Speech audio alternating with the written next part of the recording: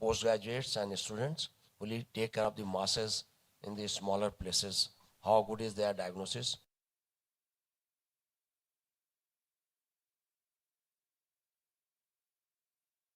With the equipments and the staff, but we do have the strength to teach them well. So that was the basic idea.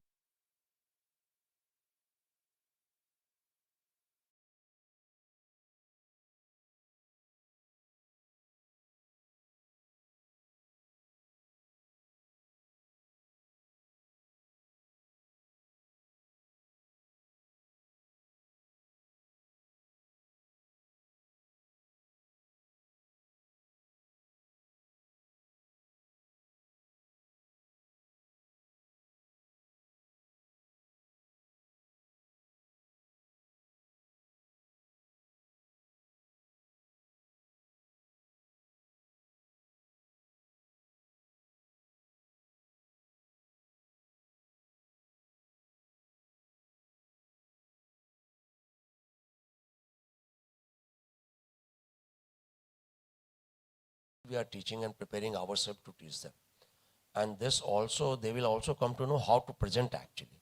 If we present sometime, they will also see how the teachers present, how they simplify the things, how the flow should be there, what are things to be omitted, how to actually make whole chapter which you take 10 hours to study and finish in 30 minutes time. What are the relevant points? So with this, program is really very, very successful. And we have already I got a plan for the future. This is just beginning because I already curtailed my tenure. I was supposed to have the conference in the June, but when I went in June to the Calcutta, I found the weather was very hot. So we shifted the conference to the March. And the new GC to take the roots and understand the working of the house really took 2-3 months time. So we had only nearly 6 months to implement all the programs. We have started many new programs. Coming year, this program will be bigger and better because we will be starting from the April and it will go on till January. And then this time we invited all the topics. In the future, we'll invite the topics, and every time everybody has to present the new topic and a different topic so that we have got the total good topics covered. And then we'll request the teachers to have some multiple choice questions also, so that our other program like OCAT, FACO, where we need a multiple choice questions, they are also there, and that will help the students to go forward. And to encourage all of you, this meeting has been done, and this type of meeting will keep on holding all those who participate.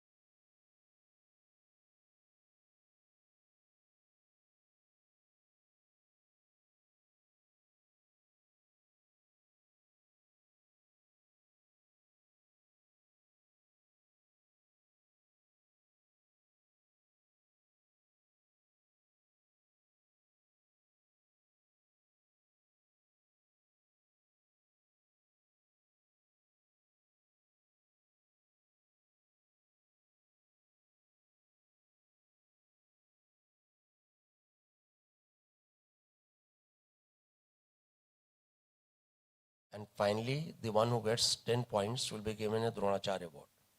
So this platinum and Dronacharya award will be given at the national conference IFC, but initial certification will be given at the headquarters when we meet or by post. So we'll request you to pass on this message to all your friends and colleagues, and we like you to keep on participating in the coming years as well, so that we have got a good resource attached.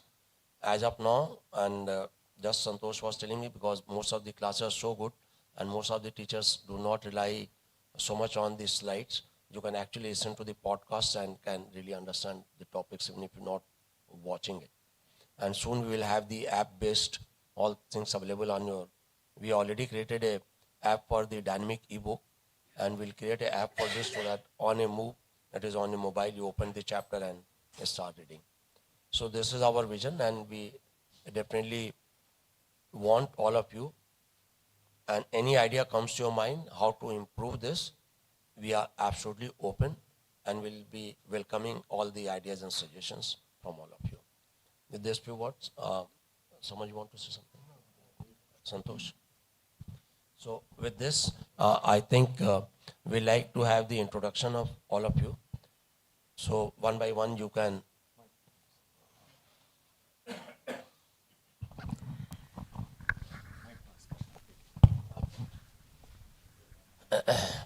So let's know each other better. So one by one you can stand and keep on giving your introduction. I welcome Dr. Grover into the class. He is our past president and very keen on teaching. Thank you.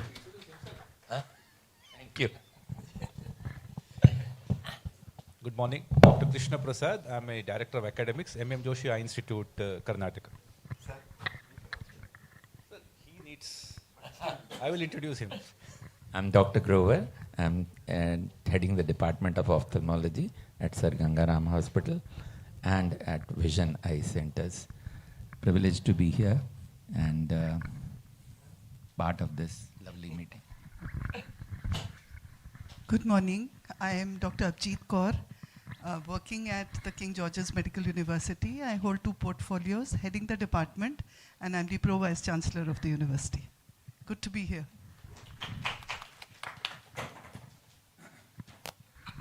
Good morning, everyone. I am Dr. Sarita Agrawal. I am heading the department in Santosh Medical College, Ghaziabad. And it's really nice to meet everyone and all the honorary chairpersons. Thank you very much. And she's Dr. Suman. She's actually accompanying me. I'll pass it to you. Good morning, respected chairpersons and respected teachers. It's an honor to be a part of this AIOS Guru Sangam. I'm really privileged and honored. And myself, Arvind Kumar Maurya, and I'm heading the department at All India Institute of Medical Sciences, Hyderabad, BB Nagar. Thank you. Yes. Good morning, everyone. I'm Dr. Dasri Gayatri from Visakhapatnam. I'm working as an assistant professor in Geetham Institute of Medical Sciences and Research. Good morning, everyone. I am Dr. Pushpa Kumari. Previously, I working as a assistant professor in Medical College, MKCG Medical College, Barampur. But since 2007, I left and I am doing in SAIL as a additional CMO. And I have 10 DNB students. So again, still I am continuing as a teacher role, and I am specialized in oculoplasty. Thank you. And also phaco. Good morning, everybody. I'm Dr. Chandana Chakraborty from RIO Kolkata. I'm an associate professor and I'm currently working in the oculoplasty unit. Thank you. It's a very good endeavor on the part of the AIOS office bearers and all the dignitaries in the dais. It's really a very good initiative. I think we, the faculties and the students, everyone will be very much enriched with this program.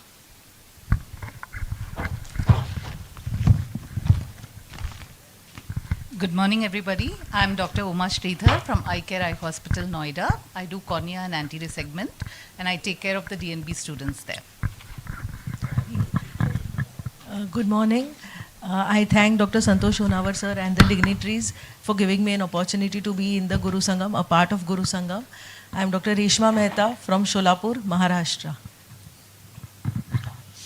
Good morning, everyone. At the outset, I thank for this opportunity, and I am Dr. Soumya H.V. I'm an associate professor from JSS Medical College and also a member of Medical Education Unit of the university. Thank you, sir. Mysore.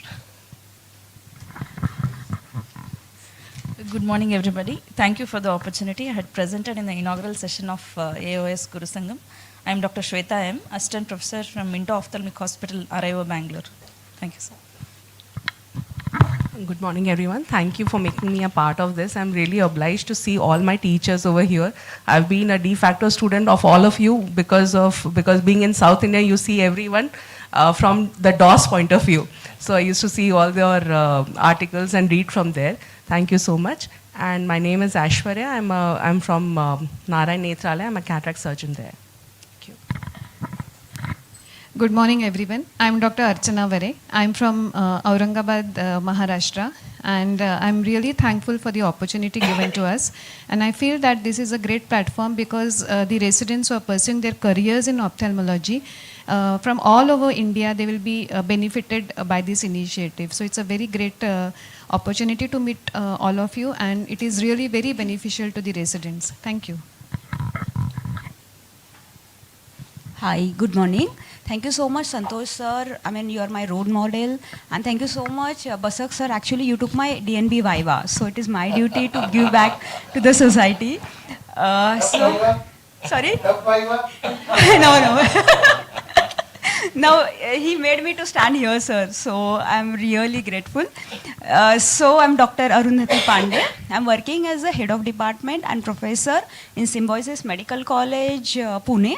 And it is the great honor to be here, to learn from the teachers and to go back into society, to give back to the PG students. It is my duty actually.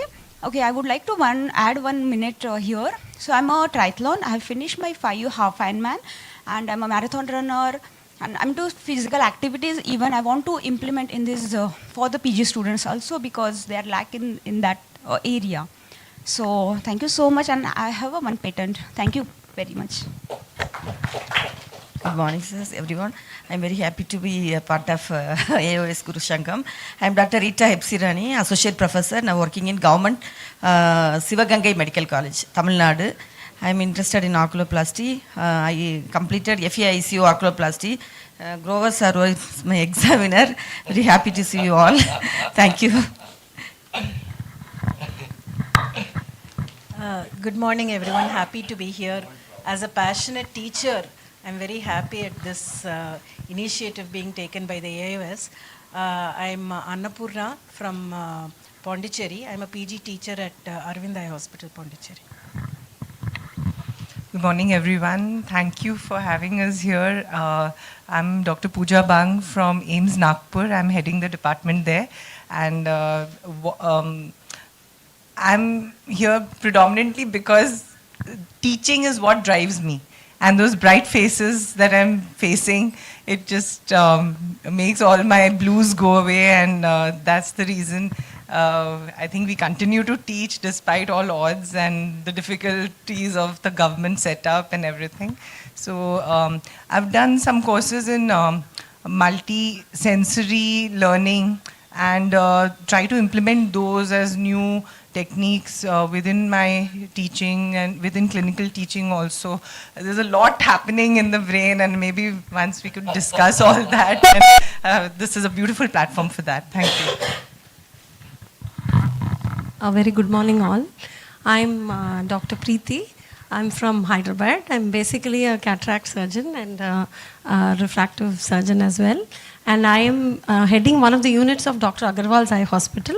Also, I'm the education committee chairperson for the entire group of Dr. Agarwal Eye Hospital. So I handle the DNB courses. I handle the teaching and scheduling for the fellowship. And I also actively engage all the consultants in upgradation. Thank you very much for this opportunity.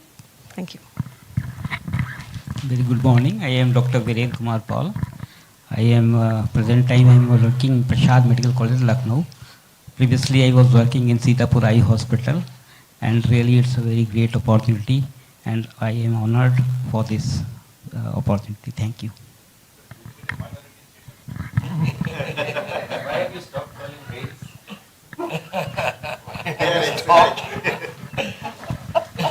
So they just actually this was very simple and absolutely fair. We requested to send the topics for the education to all the members of the country, and those who replied, they were selected. So it was not that there was no pick and choose. We didn't decide who was going to participate. We sent the mailer, all those who sent the topic, and all the topics were accepted without any discrimination. So the girls were prompt to reply, and the boys didn't reply. So that's why there are more girls over here than the boys. I am Dr. Pradeep Saraf from Calcutta. I am professor at Vivekananda Institute of Medical Sciences. I think this initiative is very good because these recordings can be helpful to PGTs so that they can get the lectures of all the doctors from India. Hello, good morning all. I am Dr. Pratik. I'm assistant professor at Kiran Medical College. I'm basically retina surgeon, so I take care retina clinic there, as well as I'm visiting retina surgeon for SMIMR, Surat Municipal Institute of Medical Science. And yeah, I'm thankful to all of you, but especially Dr. Honawar, because 2011 was the IPAP when we first time met him and we heard his lecture, and the way he used to use the technology and the fragmentation of the topic and simplified, that is something really I like and I want to follow that. Thanks a lot. Good morning, I am Dr. Rishikesh Mai from Nagpur. I am a pediatric ophthalmologist, and it's indeed an honor to be among all the, it's indeed a privilege to be with in this peer today. I have done my fellowship from Shankar Netralaya. I have my clinic in Nagpur, and I am a academic associate at Suraja Institute and Postgraduate Center at Nagpur. And I mean, because I feel in private practice it is more, after some time you feel a bit monotonous with the same kind of patients. But academic or teaching is what makes us drive apart. And actually teaching and learning is what makes us better over time. Whatever I'm doing or standing in front of you is all because of thanks to my teachers from Shankar. Thank you. Yes, I think we start the session. Dr. Professor Amod Gupta is already online. So I request Dr. Ashok Kumar Grover, Dr. Samar Basak and Dr. Abhijit Kaur to chair this session. I think that's better.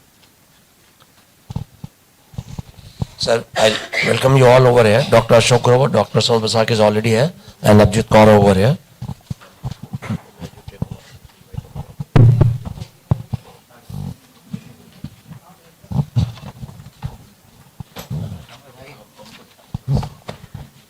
Good morning.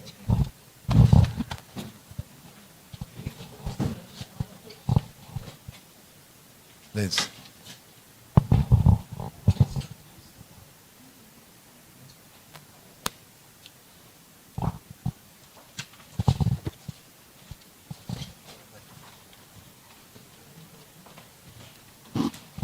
So,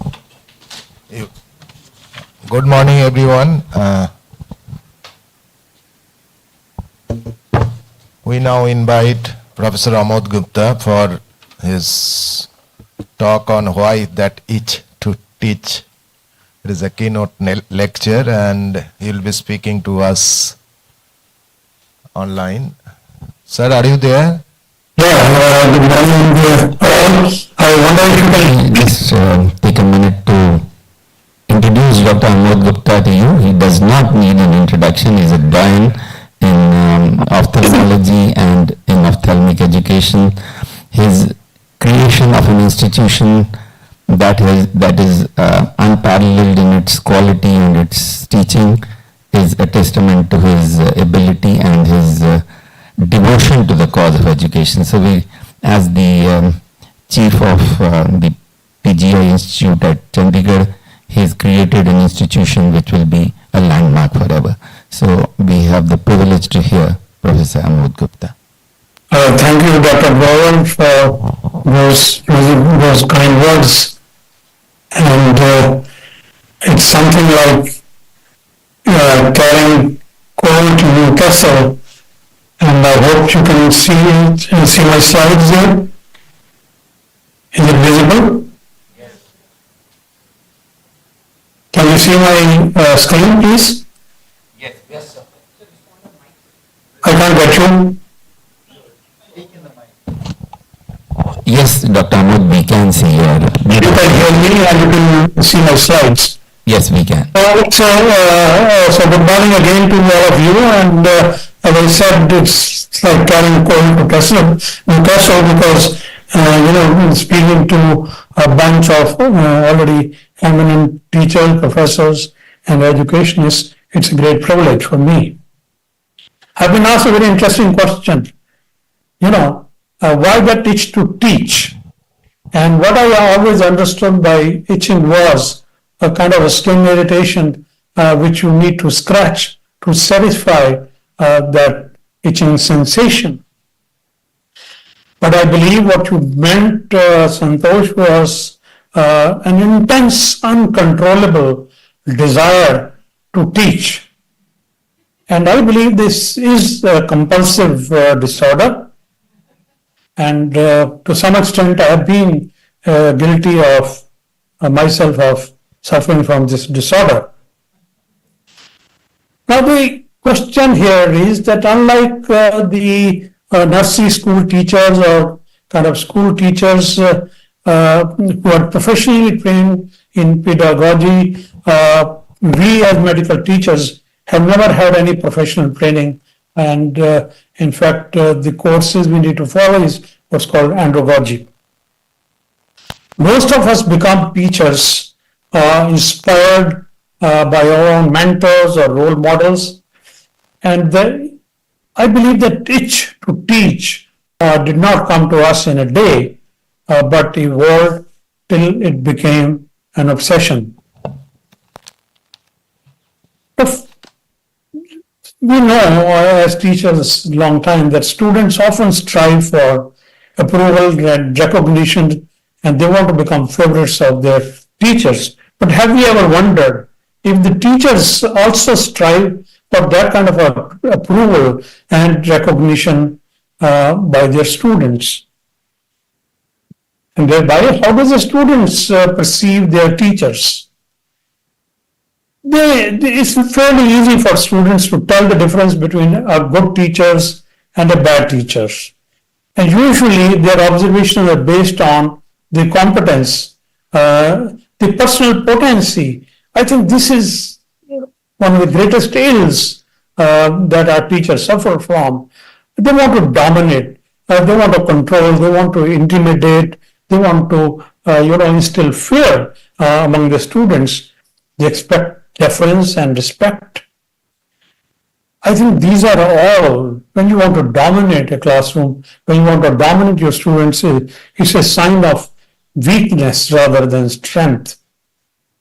And these are the kind of teachers, and I'm sure we can recall, all of us can recall some of these teachers we've ever had in our life who would not hesitate to use not just methods to show that they were strong and they were powerful and they were in control. So when students are asked, what are the factors? I mean, these are not objective factors or criteria, but they will know. You ask them, you prompt them to, to speak about teachers. This particular teacher, we learned a lot because he had clear thinking, very enthusiastic in the classroom, likes to teach, is very helpful, or is very fair.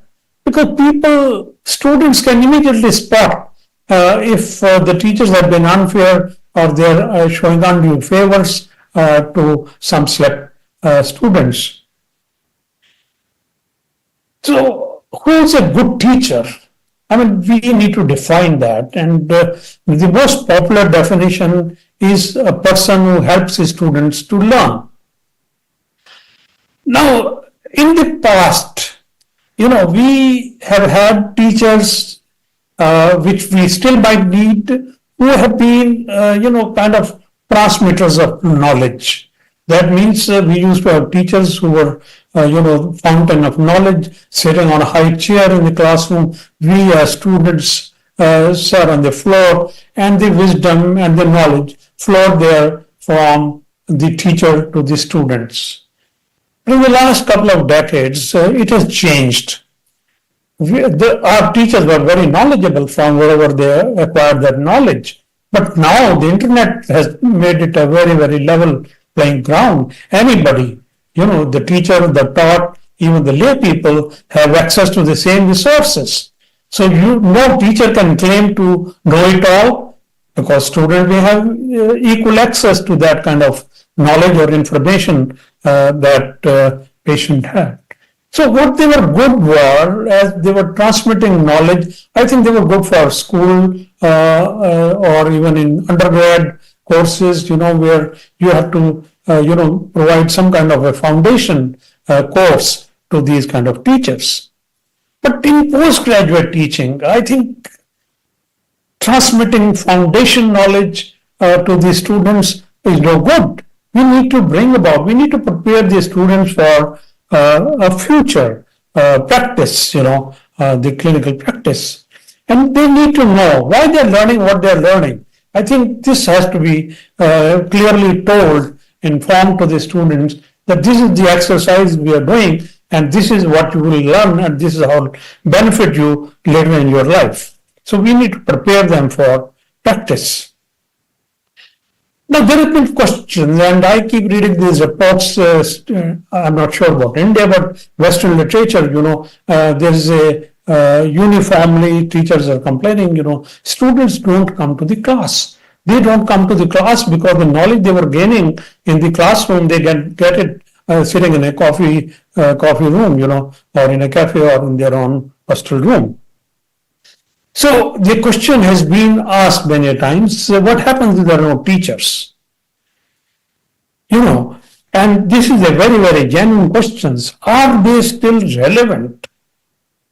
And your students, they come with a lot of merit, gold medals and silver medals in their undergrads, and they think they're the smartest guys. Do they need to have teachers to guide them? I would like to narrate a small adaptation from a Panchatantra tale. And this story of three students who went to a Gurukul and they learned at the feet of their guru. And once they had acquired all the knowledge that was required, the guru said, well, you go to the king and ask for some kind of rewards. And so these three so-called physicians who were well knowledgeable, completely knowledgeable, started for the king's palace. One of their friends, who was uneducated, insisted on accompanying them, and they thought, this guy, what is he going to? He's not going to do any harm to us if he walks along with us to the king's palace. So as they were going through a forest, they came upon a heap of bones. Looking at the bones, the physician who had trained as an anatomist, he says to me, this looks like a skeleton of a lion. And I can put it together, and he assembled that heap of bones into a skeleton, and lo and behold, it looked like skeleton of a lion. And he looked very vainly at his other friends, and he says, look, I assembled this because I know how to assemble it. The other guy who had trained as a plastic surgeon, he said, well, I can fill it with flesh and muscles. I can put skin on that. And saying that, he went on and in fact, now when he put it flesh and muscles and skin onto the skeleton, it looked like a lion. It indeed was a lion. Now, the third friend who had trained himself as an anesthetist, he said, well, I can breathe life into this lion. When the illiterate friend heard this, he said, lions are known to eat people.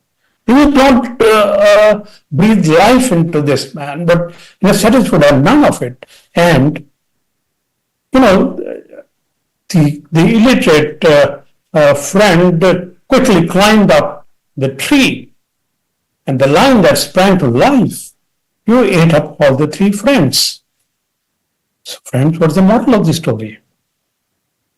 Question is, what is the moral of the story?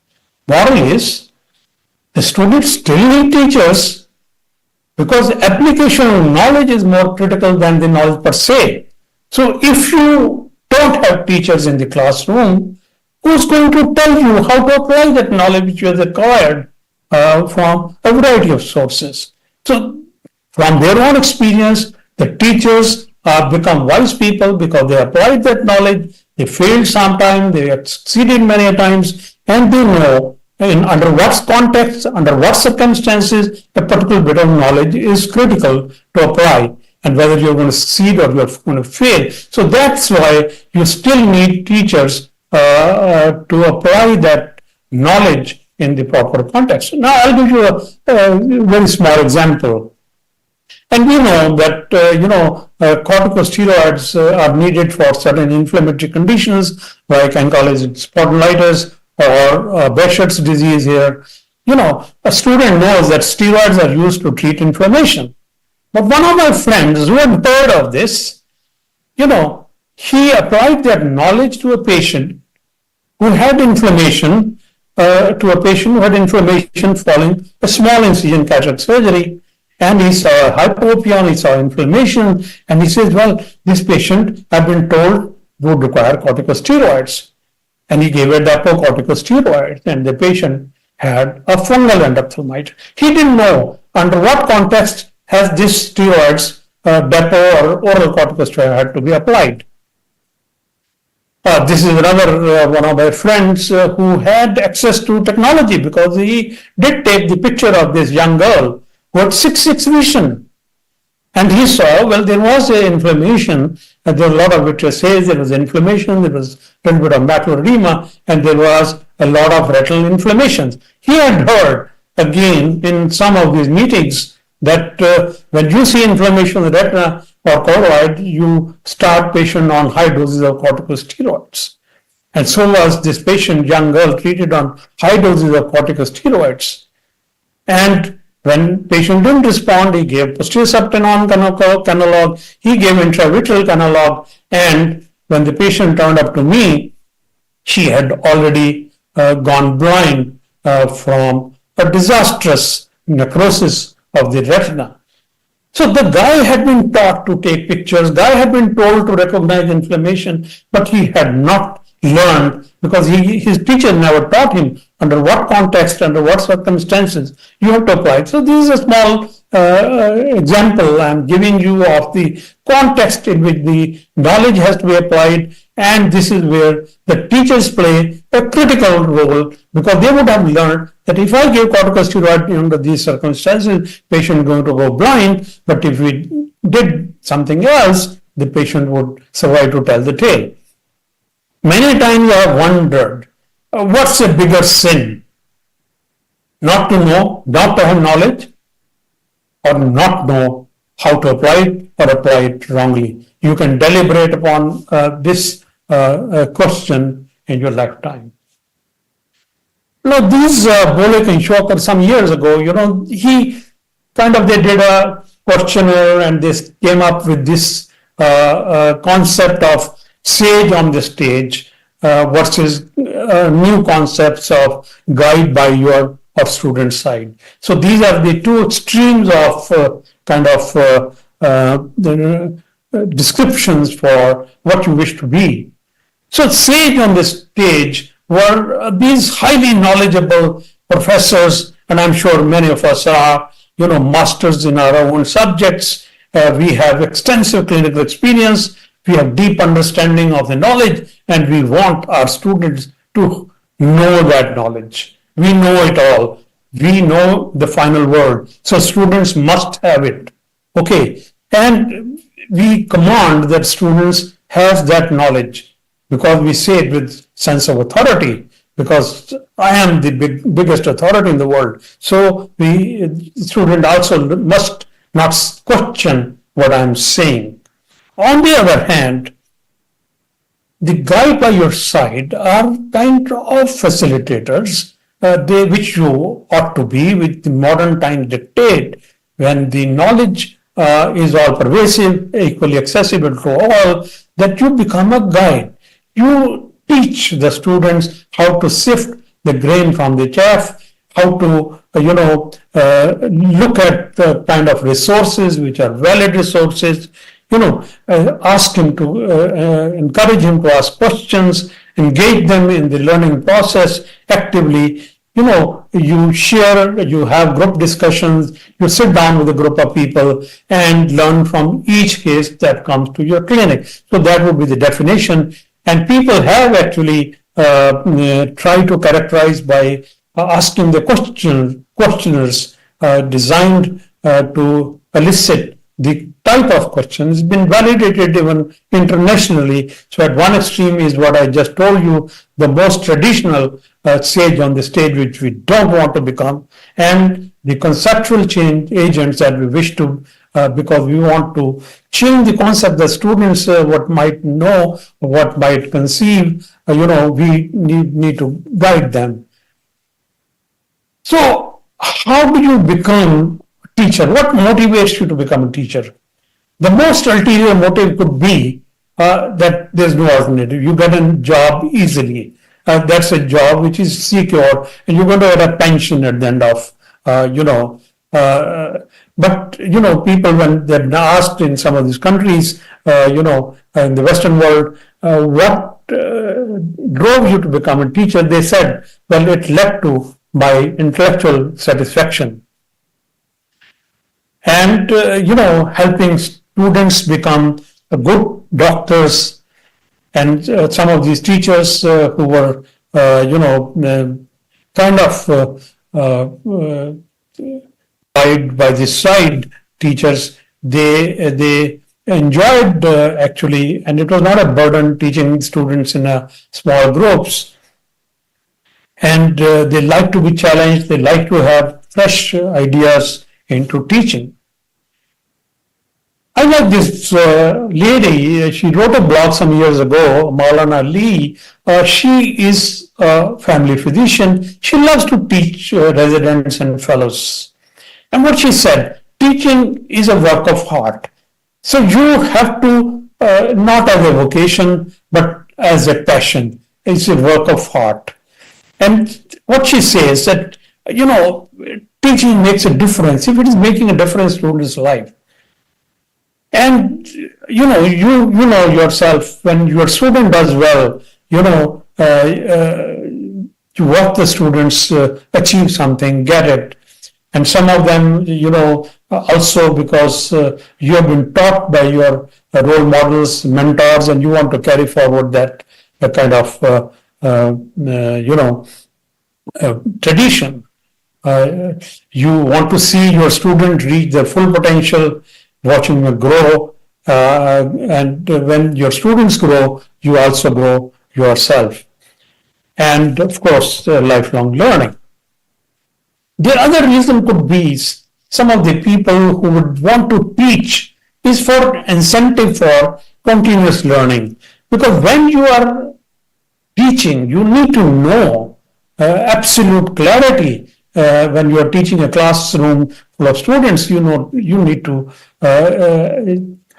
yourself have clear concepts about the subject. And that is where, when you're teaching others, and it's not necessarily students, you could be teaching your patients, you could be teaching your siblings or your parents, so that if you wish to really learn and continue to learn, this is the way to go.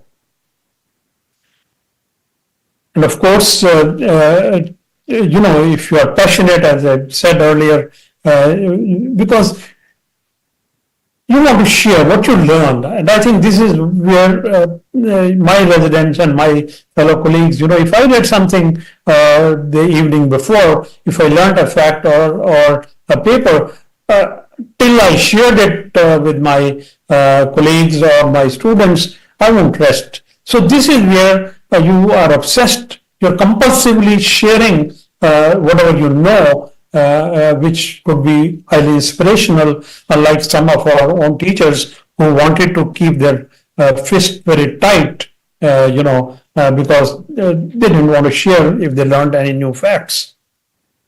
Teaching can be very, very exciting for those people who are very passionate, and you're teaching on your patients, and every day and every hour there is a different patient, different challenge. Trying to solve together with your students could be the most exciting, and you will not ever feel a burden. And of course, when you're surrounded by young people, and I can tell you from my own experience, I never felt old till I retired. And the day I retired, I felt so old, because so long I was teaching and moving around with my own students, it kept me thinking young and acting young. And of course, when you are a teacher, it does lead to high esteem among your peer group. You get some award, you get some recognition, you get some promotion, you have papers published. So this acts as a great kick to your self-esteem. I'd like to share again this story of Christine McAuliffe. I'm not sure how many of you remember. This was the first social science teacher who was sent aboard the Space Shuttle Challenger, which crashed within 86 seconds of its takeoff. And she was the first teacher who was sent as an experiment to develop, the models for lessons for teaching about the space and exploration of space. And the day before she left and she, perished, she had told the world that I teach because I touch the future. In my own active career, and I'm sure you have all had that kind of experience, I trained nearly 300 ophthalmologists.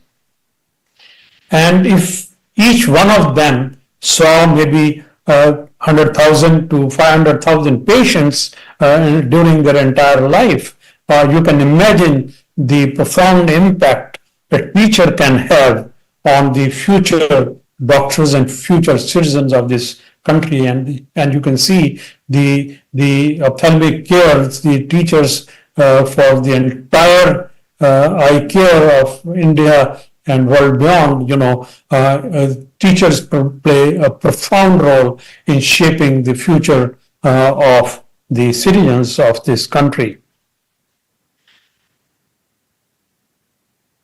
So, my friends, if I have to redefine the teacher, that your action must inspire students to dream more, learn more, become more, and only then you are a teacher.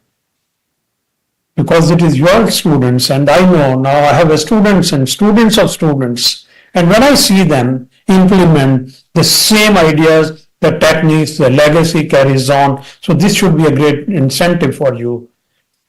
Please remember that God created Adam and Eve in his own image. This is what Bible says. And what I say, the teacher creates a student in her own image. They imbibe every nuisance, the way you speak to the patient, the way you talk, the way you teach, the way you operate. They imbibe ever so imperceptibly, so slowly, which will impact. They become a carbon copy of you. So please be aware. You, like parents, are stage performers. Unlike the movie stars who can have 40 retakes for a scene, you are performing on the stage.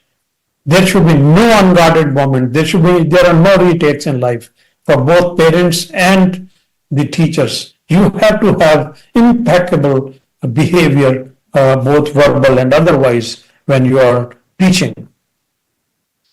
You try to be role models, and role models are not born. And I would share very quickly some of the pearls for many of you who wish to become enthusiastic teachers.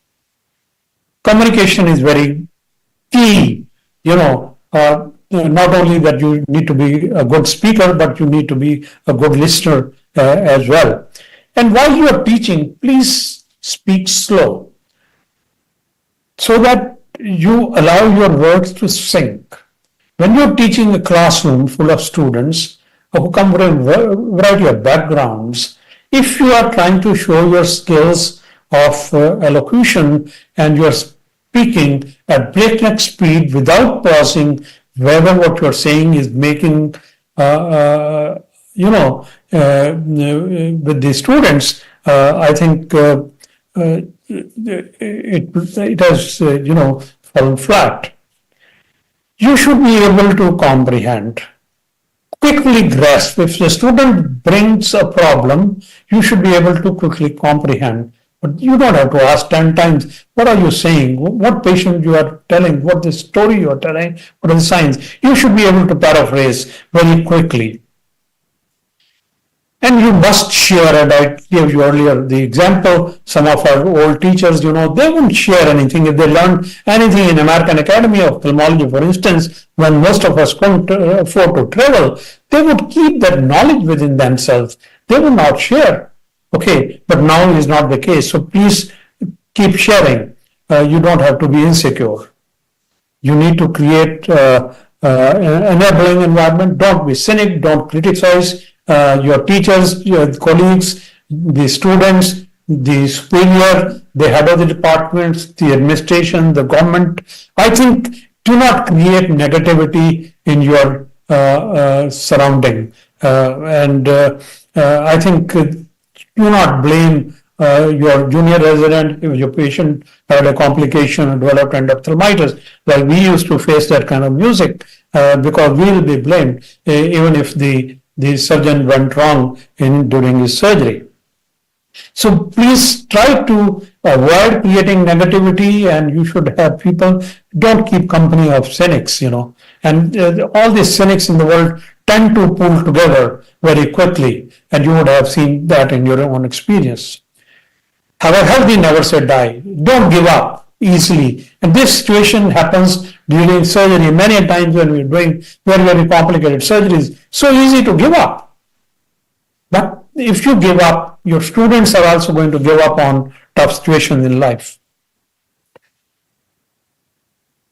We should be able to synthesize knowledge. This is where the role of the school, the college, the teacher would come. That there's so much information, we are inundated, there's so many journals, there's so many books. We should be able to give a crystallized ideas or concepts of what the current thinking about a problem is.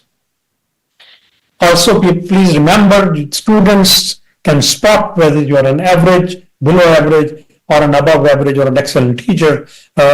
Please foster and practice excellence. You must excel in any subspecialty in your discipline. You can't afford to be an average or below average in your clinical skills or a surgeon and then expect your students to excel. And be fair.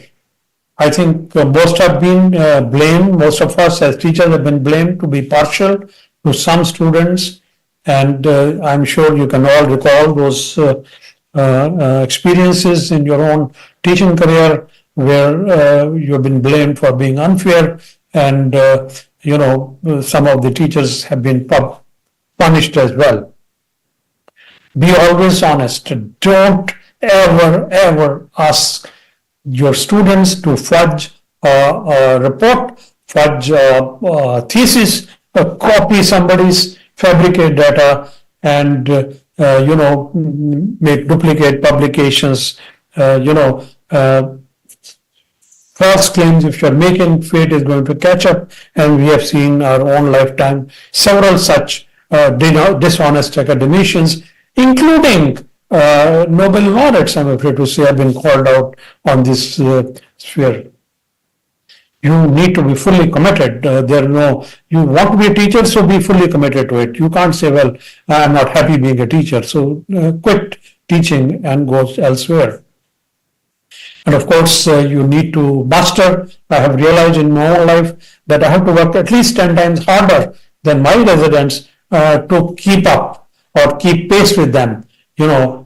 So teachers, it's not easy for them, but they need to be on top of the students. You don't want to be humiliated in a class full of students when you tell some fact and some student gets up and says, "Madam, this is not true what you're saying. This concept has changed. You're teaching something old." And you have to be kind of a restless. Don't maintain status quo. Keep doing something new. And of course, you need to live the values you preach. And I'm showing you some of these objectives which MCI expects the candidates once they qualify MS, they should be able to apply the current quality of standard of care. They need to be aware of limitations, situations, and warrant referrals. Now, how do you teach these competencies? Some of these competencies, I don't know details, but these competencies are when teachers practice themselves the current quality of care. They refer when they find that this is beyond my limits, and they, send to people who are better qualified. Again, empathy and humanistic approach to our parents, patients. they will learn from you when you are practicing it. If you are shouting, and I've had teachers who would shout not only at the resident, but who would shout at the patients and, abuse them. And so please follow an empathetic, approach while you are in the clinic. So friends, I would like to sum up that being a passionate teacher with the niche to teach is a tall order. You may not be able to develop all the characteristics in a single day, in a single session, but we will all develop. It's not innate. You are not born as a passionate teacher. We all learn, we all adapt, and we all learn as we go along. But the goal should be clear that you need to be a teacher whose students would be proud of you. And you need to be very, very highly committed, enthusiastic, honest. Try to become role models that your students follow. And then only we'll see the bright light, at the end of the tunnel. Thank you very much for giving me this opportunity to share my thoughts.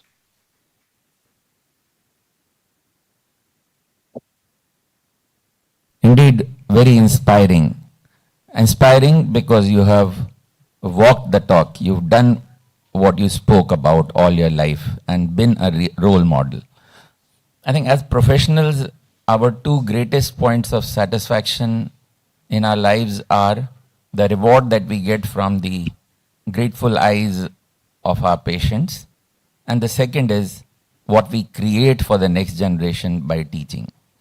I think both are equally gratifying, and none of us can be a true happy professional without both of these, I think. And that's why the itch to teach. And there is no question that our learning is much better once we clear our concepts by teaching. I think teaching is the greatest teacher to us as well. I think that's very beautifully put. I think I'll request the audience to put their points or questions or any thoughts that they may have to Dr. Amod Gupta before he logs off.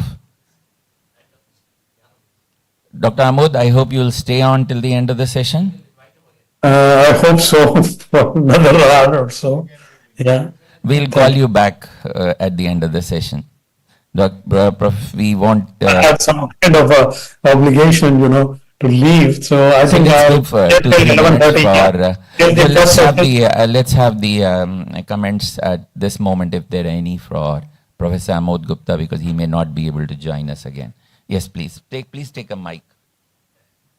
As sir told his story about the lion and the bones, when I was teaching, we had a case of thyroid eye disease, and the patient was... take the mic closer to you. The patient had thyroid eye disease, and similarly, one of my students said, there are only two things in ophthalmology, either inflammation or infection. So can we start directly on steroids, omnocortil? And then the patient was on steroids for a very long time.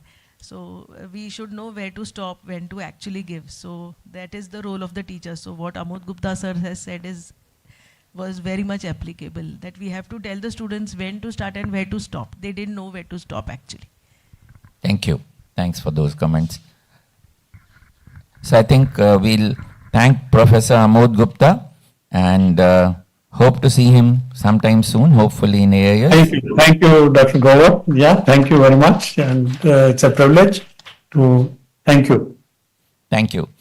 I think next we have our president tell us about the educational initiatives by the AIS. I think AIS has come a long way in ophthalmic education, both at the level of residents and at the level of subspecialties over the years.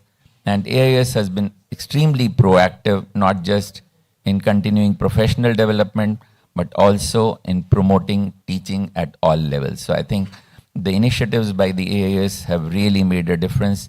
Let's hear Dr. Harbansh Lal, who's been an active teacher all his life, to tell us about the initiatives that AIS has taken.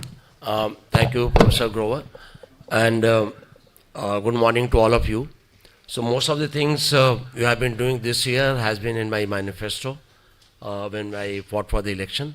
I'm very lucky to have the team, very dedicated team, very enthusiastic team, and particularly our secretary Santosh Sonawar. Whatever idea is given to him, he really puts them into action very fast. And so has been our chairman scientific committee and chairman ARC Prashant Bhavan. So we started a lot of new things, and first thing which we started was AIC ARC PG teaching program, which is done every Wednesday night. And already the first program we did nearly 6 months back has got more than 3,500 views already there. So this is like a classroom teaching where the cases, short cases, long cases are presented, and it is by the residents, and their faculty or mentors will put up the questions. So this is actually going on very well. So I request all of you to keep on participating, not only in this program, in other programs as well. And already 36 episodes have been done of this teaching program. Then we started dynamic ebook, and the concept is that one person writes a chapter and then it goes to the editorial board. Editorial board will approve your chapter, and then you send it back after writing to them. Then they will approve it and upload onto the ebook. And this will have, below this there will be value addition column. That means suppose I have written a chapter, you want to add something, you can add over there. But everything will go through the editorial board. And it is like Kindle-like book. Already 2 apps have been developed for your Apple and this Android phones, both of them, where you can actually turn and read that book already. So with this we received nearly 582 topics. More than 400 topics have been already approved. We have got approximately 100 submissions already there. So in a day or two, I think the app will be available and you can read on your mobile phone. And this is an ongoing process. So because of the paucity of the time, we could not edit to the extent we wanted. So I requested you put all the chapters now, and editing process will keep on doing. We'll keep on adding pictures. You can add the your surgical videos also over there. So this will be ongoing process, and I'm sure in 2, 3, 4 years time we will have very good educational material available on your fingertips.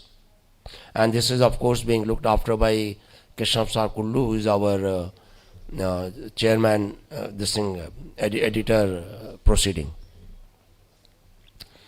Then Guru Sangam, you are the part of that, you are saying, and we had really compressed this program because of a lot of activity happening, and we had to visit so many places to do many other things for the midterm conferences, other venue visit and all.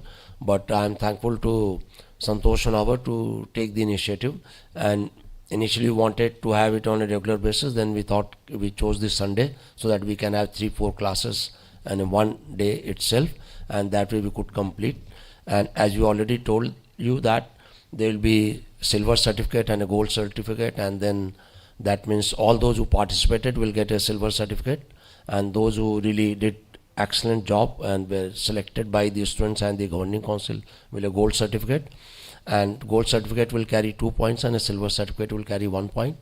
Those who collect 5 points will be given the platinum award at the time of the IUC, and those who collect 10 points will be given a Dronacharya award. We wanted to start the Arjuna award for the students, but because of paucity of the time we will not be able to do it this time. But the students who put up some more questions and the students who attend regular classes live will be awarded the Arjuna award in the coming years to come. So I request all of you to, and every time all of you have to present the new chapter. And this was not a pick and choose. All our activities are not pick and choose by any governing council, or the president, or the secretary, anybody. It is open offer to whole of the country without any bias. So we send the email, this is the activity we are going to do, and anybody who wants to participate can come forward. So that way everything has been in a totally democratic and transparent fashion. So we will request you to please prepare the next chapter, which should be a different subject, and the next program most likely will start in April, as soon as the summer basak takes over in the March over there. And then another activity which we are going to do is a global journal scan, and me and Samar, we have not yet started. I think very soon you will get it. And me and Samar as the chairperson for that, and Rajesh Sinha is the convener. We have created a team in a different specialty. So the idea of this is that these people will go through the journal, and like suppose you and the cornea, they will go through the journal of the cornea of the last month and come out what was the most useful learning material available in the cornea journal last month. So every month all the people will get the summary of one subject, each subject they will get a summary that this is what they think is the best available, the word over literature is there. So we'll involve more and more people once it gets takes off. So I think within a week or two you will get the first abstract of this. So because many of the practitioners and many of them, those who are practicing are very busy, they may not get time to actually go through the journals, and may not have even access to the journals. So that was the idea, that sitting at home, anybody who wants to have, they can have it on their fingertips. Another initiative which of course our chairman scientific committee was very busy for preparing the scientific program, could not wait, but this will be done by Dr. Namrata Sharma. That is step-by-step surgical learning. It is like a dynamic ebook. So the first person who, like suppose you gave a topic will be invited from the all over the country, and again you suppose you want to write on a ptosis, the first surgical video could be of around 20 minutes up to maximum 20 minutes, anything between 15 to 20 minutes, and then there may be value addition. That means anybody who is doing little differently from what it has been done, anybody wants to add, he can have 2 to 5 minutes of video summarized into that. So that when I go on to the ptosis surgery, I know what Dr. Grover is saying and what others are also talking about. So this will be a complete platform for the surgical training over there. OCAT, I had an idea that because our students keep on running from one place to the other place for taking a fellowship, so I had an idea that after passing, we have an exam. On the basis of that, a student get a fellowship in a various institution. But I'm thankful to the Santosh Sonawar for taking it to a step higher. He suggested that we do the ophthalmic knowledge assessment test, OCAT, and it will be every year, first year, second year, third year, so that we know who is the student who is performing consistently well. And we are in talk with the various institutions who do the fellowship program, and the idea is that we will have the interview done at the IOC itself by the various institutions, those who want to participate, and there will be full chart over there, so all those students who want to appear, so it will be all organized. This time we could not do it, but I'm sure that the long-term vision is that at one place all the students appear for the exam, and the various places where the fellowship is conducted, they give weightage to this score and select the students for the fellowship, so that they don't have to run from the pillar to post. And we of course have, you must have seen our AIUS SST lab is there, SSTC lab is there, which is a wet lab running throughout the year. So we do two monthly programs, MIGS, perimetry and surgical training. So the people bring the instruments. We have done already 6-7 this years, and I'm very happy to tell you that the people not only from neighboring states, people as far as from Telangana, Kerala, Karnataka came over here for the hands-on training, because this hands-on training is over here is far better, because you get full half-day, one-day training with the experts over here. And like when you go to some AIOC, you get a very short period of time, but there is a full time, 4 hours, 5 hours, you can talk to the faculty and can have the hands-on training of the various procedures, whether it's iris fixated IOL, whether it's a keratoplasty, MIGS. So this all is being conducted at the headquarters itself. So you can encourage your students, if anybody wants to come over here, this program is regularly advertised. Thank you all, and if you have got any suggestions, we'll be more than happy to take them up. So wonderful to know all that the AIS is doing and the new initiatives that have been added. Of course, AIS has done a lot all along the way, both for the residency and the subspecialty programs. And the next is to look forward to what our new President-elect has in mind, what thoughts he has to further ophthalmic education. As you know, the education is the most critical step in ensuring service to our masses. If we are giving a good quality education, we are building the future of eye care in this country. And that's true for eye care anywhere across the globe. And that's why these initiatives by the AIUS matter so much. Shamar Bashak is a teacher who is renowned not without reason because of the quality of his work and because of the quality of his teaching which he's followed with passion all his life. Thank you, Grover sir, for your kind words. And my subject is teaching by AIOS, the way forward for next few years. I have crossed the mark, it is our vision. So, whatever going on, I have a little different view. Whatever is going on post-COVID, the quantity and quality of teaching by the IOS and others society is like Tota Kahini of Rabindranath Tagore. You know the Tota Kahini of Tagore's.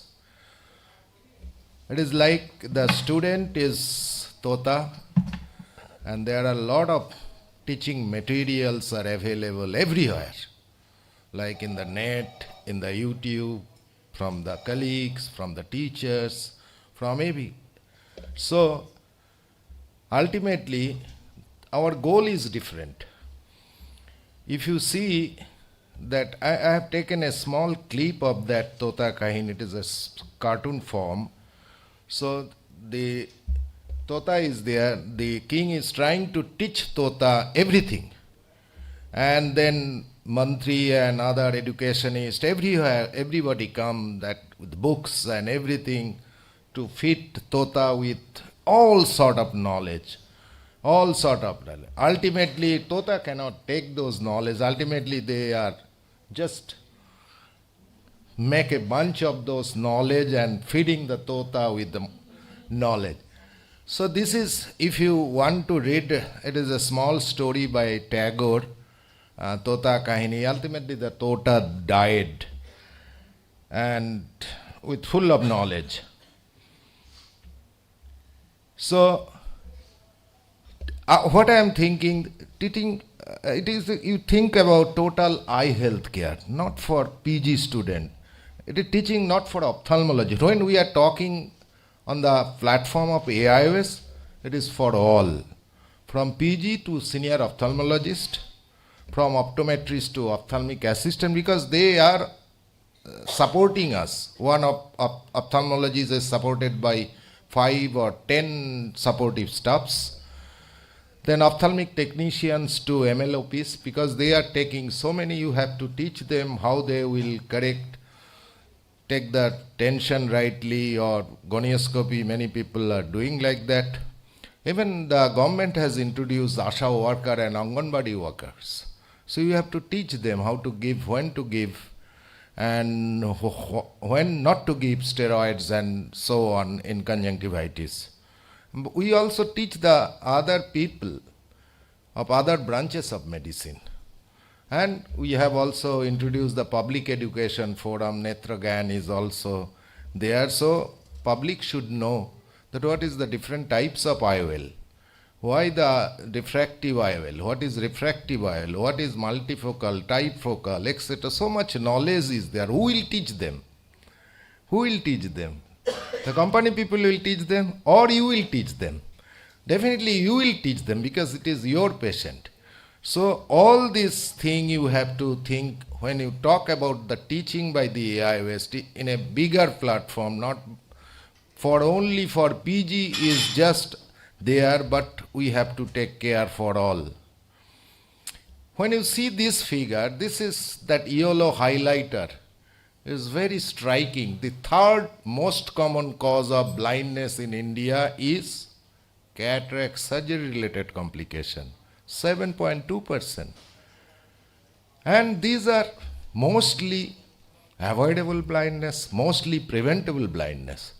So who will teach them? So it should be focused teaching towards the need of the country.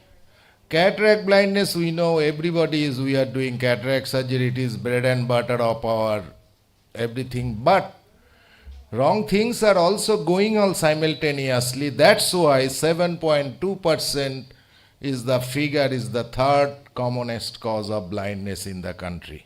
Of course, there are other programs are going on, like Glaucoma Society. They are doing glaucoma awareness program with the public, with the students. then diabetic retinopathy camps, etc. And it is the awareness that is also comes under the purview of teaching.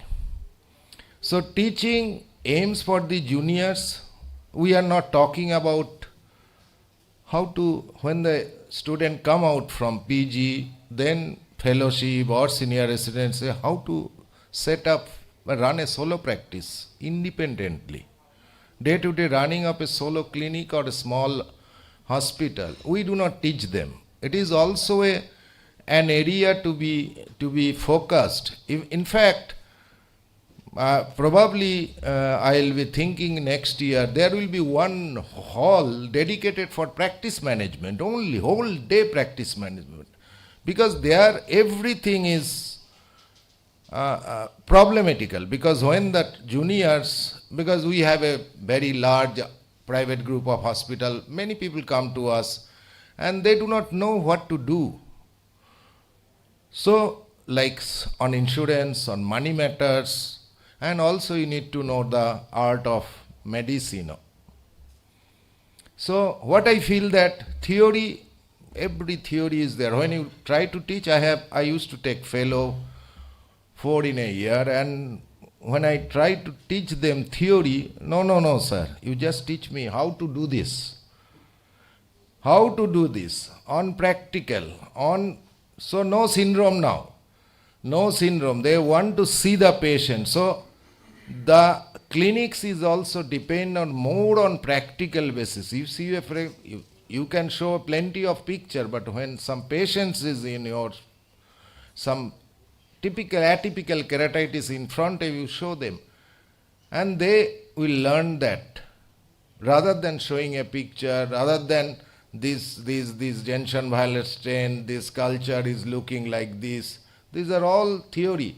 I have heard from RP center, they started their class in the wet lab now, because they don't want to learn the what is imperfect principle of doing what is called gonioscopy, now applanation tension. Well, no, these are nonsense. These are nonsense. Why I should know that you show me how to do it correctly and where I will be wrong. So applanation, what is the Perkins, what is the slit lamp mounted, what is the other method of doing it, and comparing they want to learn that, not that theory. So minimum theory, case-based approach, practical, hands-on, all level course. So I have heard one lecture in American Academy last year, incorporating artificial intelligence on designing teaching and evaluation program.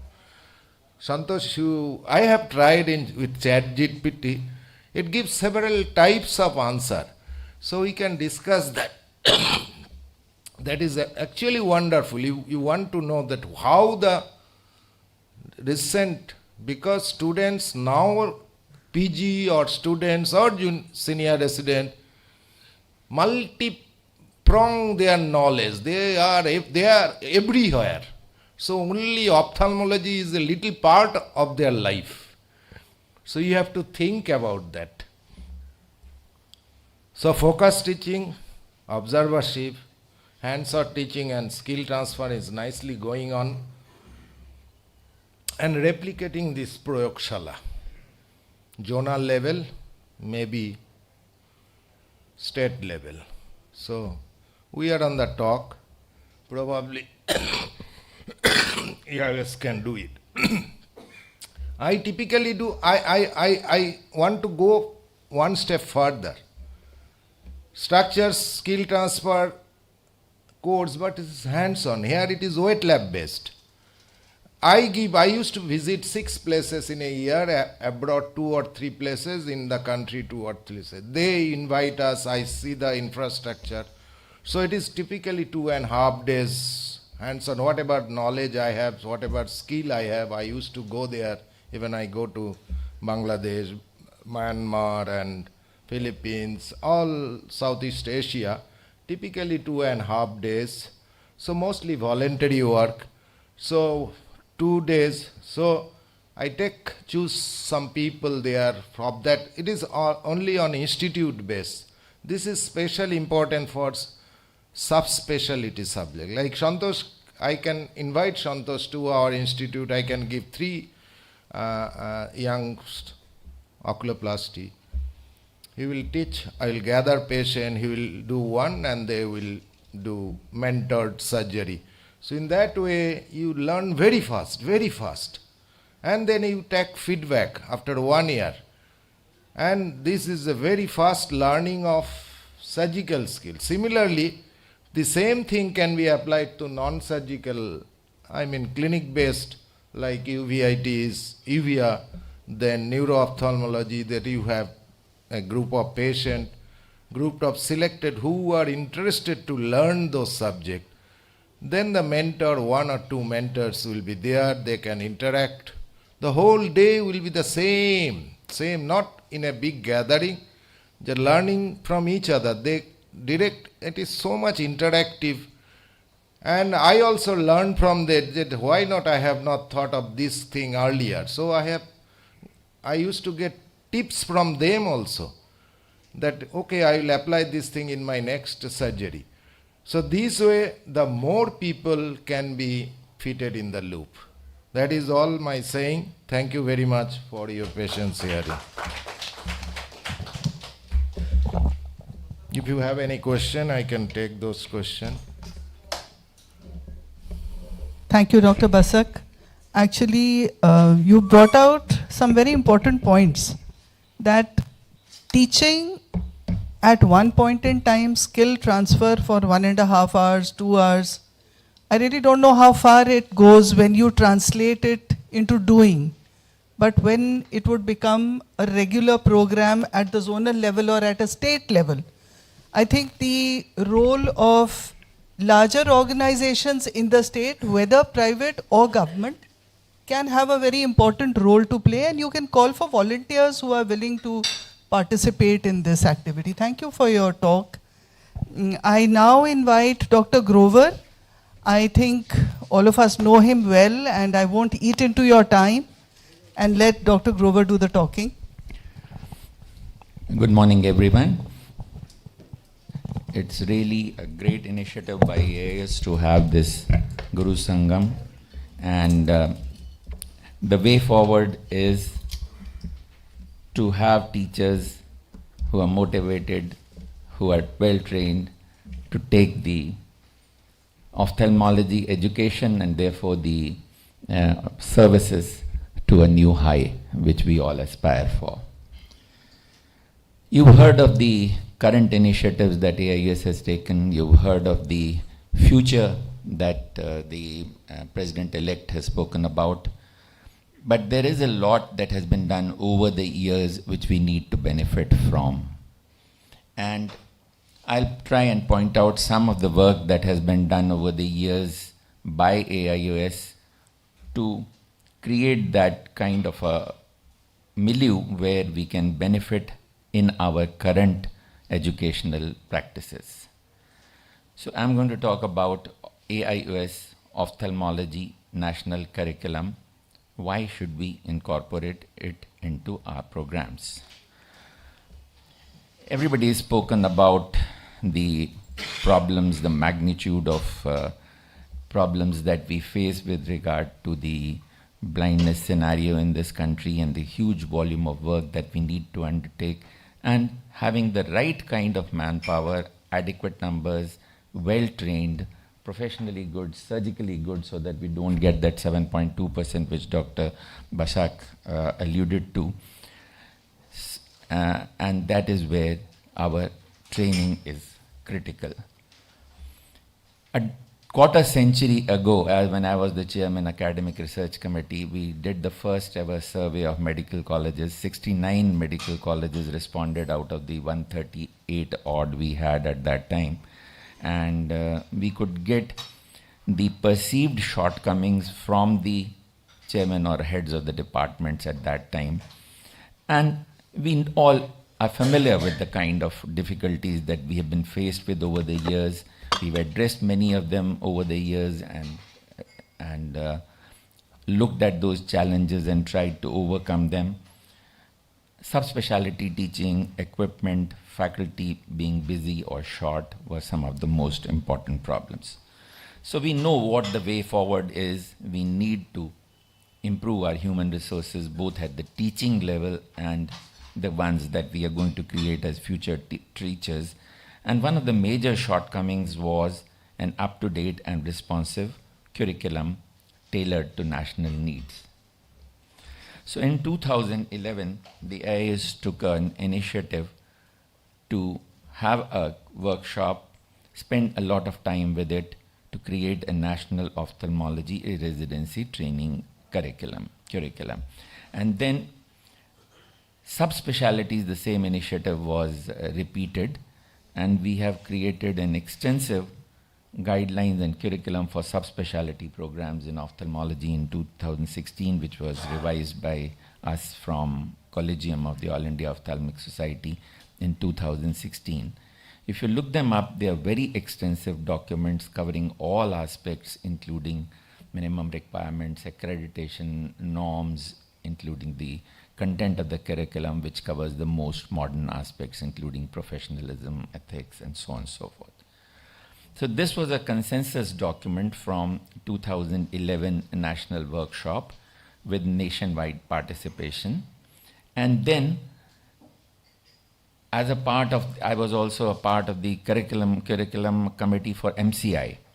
And there a set of teachers looked at that, made their added recommendations, and this we put together in Indian Journal of Ophthalmology as a national curriculum, which is practical, which has involved a lot of people at all levels from all institutions and AIS level. Now these were initially adopted from ICU residency curriculum and then modified according to our disease pattern, our milieu and needs of the country. So this curriculum committee played a role in simplifying it and making specific recommendations, which were then published in the Indian Journal of Ophthalmology in 2018 and are available to you. These are the guidelines for subspecialty programs, which are also available on the AIS website for you, and which would give recommendations on all aspects of subspecialty education. Subspecialty education, I feel, is very critical to giving good residency training. If subspecialties exist well in institutions, they take care of a lot of residency needs. Let's begin by looking at how curriculum is defined. Oxford Dictionary simply names it as subjects included in a course of study.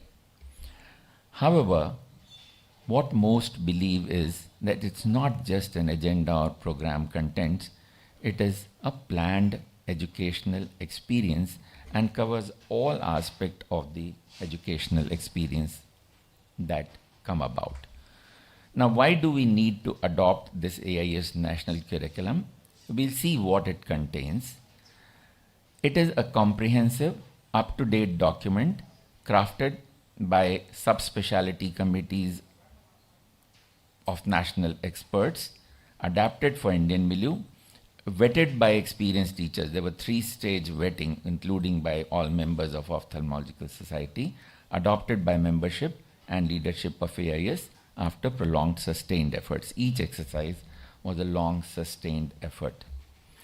Now, what all does it lay down? How will it benefit us? Why should we adopt it?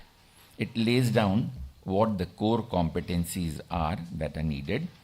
It lays down requirements for residency teaching structure in each institution, what kind of structure is desirable, including the infrastructure requirements, both ophthalmic and educational. It also talks about bed strength requirements, patient volume requirements, because those are criteria set by National Board and the Medical Council, now NMC, which may not be practical for ophthalmology, and we've been working on this for a long time, and the faculty requirements. It also lays down in detail the curriculum content, teaching and learning methods, minimum requirement of diagnostic and therapeutic procedures that we would expect from each resident or each subspecialty fellow before he clears his training. also lays down the minimal requirements of surgeries required to be performed by them. These are things which are not clear cut. I mean, they're not black and white. So there had to be a lot of thought in what is practical for us and what needs to be followed from where we are at this stage of our development of residency training and subspecialty training. It also lays down, in fact, articulates the educational resources available. This is something that will update from day to day, but there is a basis there. And deals with formative and summative assessment methodology as well in great detail to be totally practical. Of course, it means that sometimes it would grow outdated and will need to change, but there had to be a basic thing that had to be laid down. So the core competencies identified in the curriculum were patient care, compassionate, appropriate, effective, kind of medical knowledge that there should be, kind of practice-based learning and improvements that need to take place in the light of newer scientific evidence, the evidence-based practice of medicine. It lays emphasis on communication skills, professionalism, and system-based practice. Also, we realize that management is something that we need to do in our day-to-day practices in a big way, and therefore all these, including financial management, need to be a part of our curriculum. The committee also went out of the way to recommend that the degree courses are the ones that should be held. There should be no diploma courses, because as we find, all diploma candidates, virtually all of them, go into a DNB course to complete their DNB, and that's why it's a waste of effort to have diploma courses. It laid down the equipment and teaching infrastructure. All the equipment required were listed. All the teaching infrastructure requirements were listed, and the faculty requirement as a recommendation to then MCI and now NMC. Bed strength requirement, which has been a barrier because 25 beds were initially laid down. NB also lays down a number of beds for accreditation. So the committee also suggested that it should be based on other criteria, outpatient attendance, surgical procedure performed, rather than on bed strength in ophthalmology. The curriculum content was quite detailed. It laid down both the cognitive and technical skills needed, minimum acceptable diagnostic procedure, minimum acceptable therapeutic and surgical procedure, and also a detailed subspecialty-wise course content. And this content was divided into basic, standard, and advanced, and some were prioritized into must-know. This is all available for us to look at, and also division into what could be divided into year 1 and 2 and 3, although there can be no watertight compartmentalization, but a sort of guidance is always a help. So it had sections on all subspecialties, also on community ophthalmology, research, and ethics and professionalism. So all these sections have been dealt with in this document. Teaching and learning methods have also been detailed: theoretical and clinical teaching, teaching in preclinical and paraclinical subjects, as well as surgical training, all aspects of it, including wet labs and so on and so forth. Minimum requirement of diagnostic and therapeutic procedures were laid down, and actual number that they should have in their logbook of having really done were also listed out by that group, including all subspecialties, refraction, diagnostic assessment of squint, and so on. Minimum number of procedures have been laid down. Not always followable strictly, but as a guideline, they are useful. Similarly, number of surgical procedures that each one should have. Now we have the world data on what the requirement in different countries is. US has something like 86. I don't know how they've worked out whether it should not be 85 or 87. But there is at least a guideline. So this is what we thought we need to aspire for at this stage. And then, of course, we can keep modifying it. All the educational resources that are available have also been listed out in the national curriculum.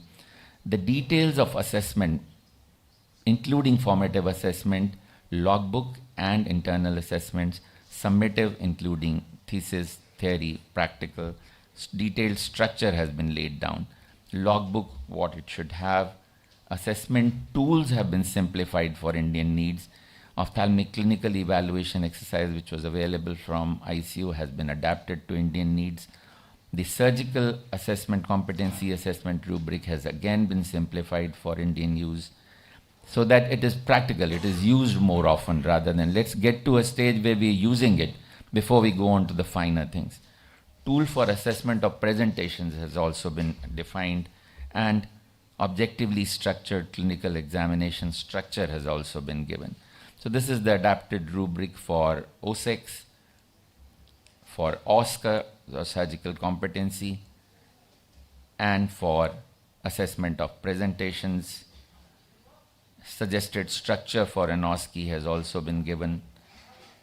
And for summative assessment, we went into the details of what the exams should have, how the division of exam marks in examination should be. So all aspects of a setup for teaching and all aspects of what needs to be done have been dealt with in this, and which is totally done by Indian experts for Indian environment, Indian milieu, Indian requirements. So we need to look at this, and we need to periodically evaluate and revise it based on the feedback, most important from our students and from the changing needs of the society. But this is the part that remains to be done. It is not implemented yet, so we need to really work hard towards this one single slide objective. We need to acknowledge the ICO from where we took the basic concepts, and this huge number of people who were parts of that workshop and part of that committee constituted by MCI to recommend the curriculum to them.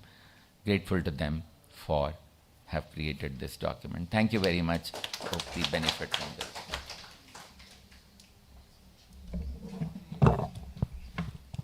So thank you, Dr. Grover, sir. And it is a huge task. Actually, the NMC, we have to be with the NMC for next year because some changes might happen, and we'll go with it.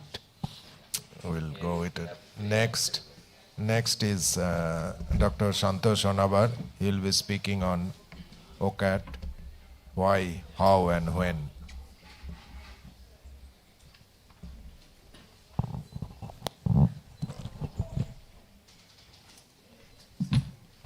Good morning. I think you're already familiar with AIS OCAT. We have sent several mailers. This is the first time that we are doing it. This is the debut. OCAT stands for Ophthalmology Knowledge Assessment Test. The question was, can we have an India-centric, standardized, objective, curriculum-based online resident education program? So each word is important here, India-centric, because we want our curriculum, India-centric curriculum to be followed, not the Western curriculum. Standardized, because each question has to be standardized to elicit response in a desired manner, and over a period of time, suboptimal questions are to be weeded out. Standard practice is to weed out the top 10 questions and the bottom 10 questions, least answered and the most answered questions, and each stem of each question has to be validated and supplemented with modifications if necessary over a period of time. So we already have a question bank based on which we are working this time, but for the future we'll create a very larger question bank. Like for FACO, we created a question bank of 6,000 questions plus. So similarly for OCAT, we'll have a very larger question bank which is curriculum based, because you know what Dr. Grover presented just now can be implemented only when it is used, and this is one way of making sure that people start using the curriculum, because this exam is totally curriculum based. It will not have a focus on one particular thing. It will be so broad based that the entire curriculum will be represented in those 150 questions in each part. It is online. It's being conducted by a similar organization which conducts USMLE, GRE, TOEFL, Prometrics, or a similar organization. And it is an instant result. There's no moderation there. So whatever the answer will be displayed on the screen at the end of the exam. This is the first time that we are conducting the first exam is on March 3. And you know about ICU exam. ICU exam has the basic component and the advanced component. The basic component has visual sciences, optics, refraction and instruments and clinical ophthalmology, whereas the advanced exam is slightly different. And the fees that is generally spent is about 200,000 rupees, 2 lakh rupees. Whereas our AIOS exam has a fee of 5,000 rupees.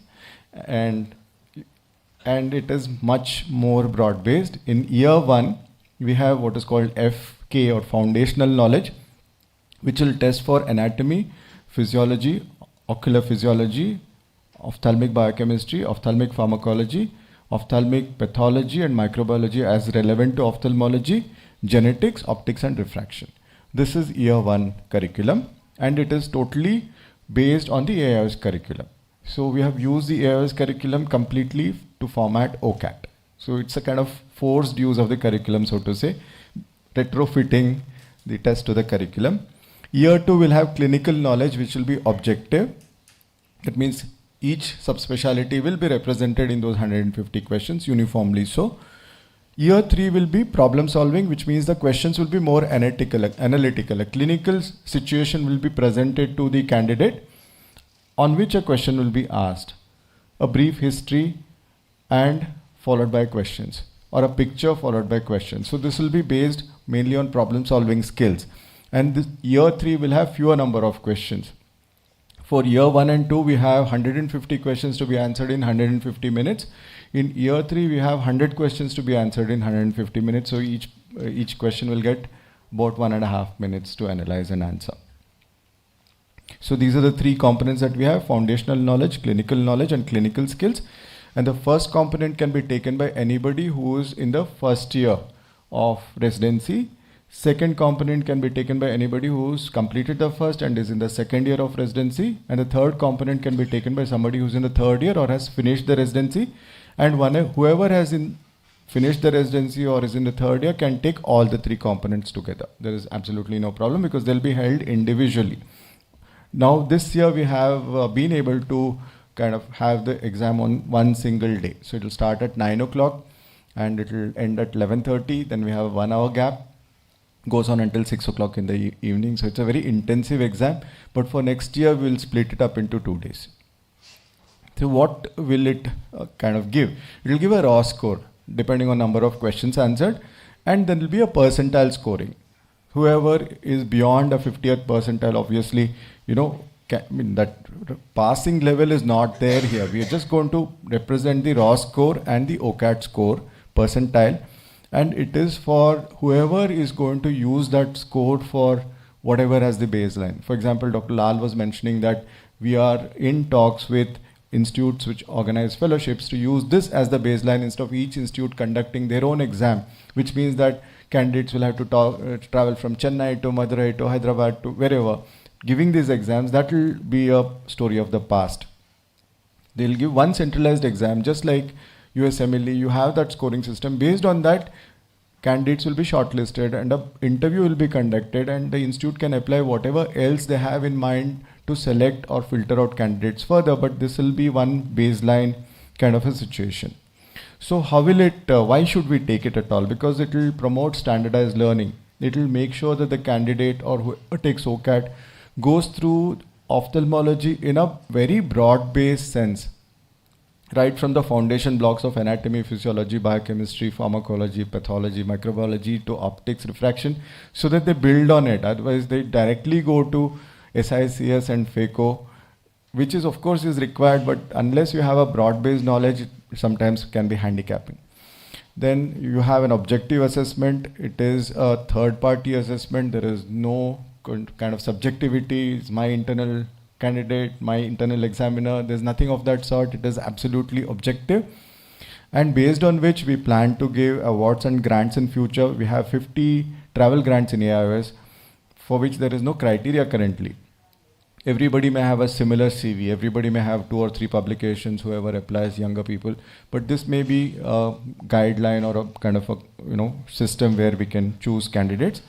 And most important is national accredited fellowship grid and matching system, where just like the US, we tend to create a fellowship grid where all the institutes which have a fellowship vacancy will incorporate their number of seats in the grid, and candidates will apply to whatever the institutes of their choice, 1, 2, 3, and the institutes have a prerogative to choose candidates from there. So this will be a national fellowship matching grid.